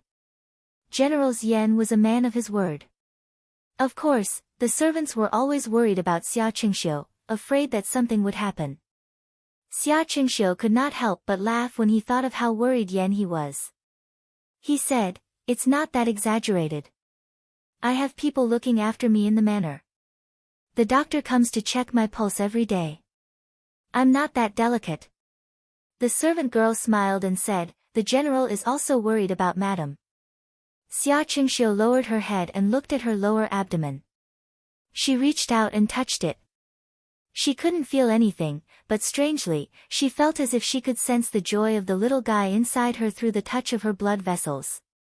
The servant girl saw her actions and asked with a smile, "If the general can catch up with the birth of the young master or young lady, that would be good. The general loves madam so much. After the young master and young lady are born, he will be the best father in Shuajing." "If that's the case," Xia Qingxiu said with a smile, "he must have thought of how to teach the child." The child had not been born, but he had already named it. Xia Qingxiu did not know whether to laugh or cry. Before he left, he seriously apologized to Muxia. He said that the war was urgent and that he could not accompany her for now. When he returned, he would make it up to her and asked her not to be angry at her father. Who knew if the child in her belly was a Muxia or a Liangjiang? However, Xia Qingxiu inexplicably looked forward to it. What would He be like when he became a father? Before she married He, she had seen this young man's fierce and provocative appearance. At that time, she did not expect that this person would become her husband. She also did not expect that the general of Guide, who fought against the heavens and earth outside, would be so obedient to her at home. If he became a father, whether it was a Muxia or a Liangjiang, he would love and teach them with all his heart. He would watch them grow up day by day and become outstanding people. Just like him. "Madam, you miss the general, right?" The servant girl beside her looked at her expression and asked. Xia Qingxiu smiled. Under the light, the woman's originally gentle eyes were unbelievably gentle. After some time, she made a sound of agreement and replied seriously, "I miss him." You're tuning in to the Blissful Bookshelf YouTube channel. We're so grateful for your support, and don't forget to subscribe to join us on this incredible journey through captivating stories. Your generosity through donations truly makes a world of difference, as it's the primary source of revenue that allows me to expand and enhance this channel for you. Thank you from the bottom of my heart for being a part of this adventure.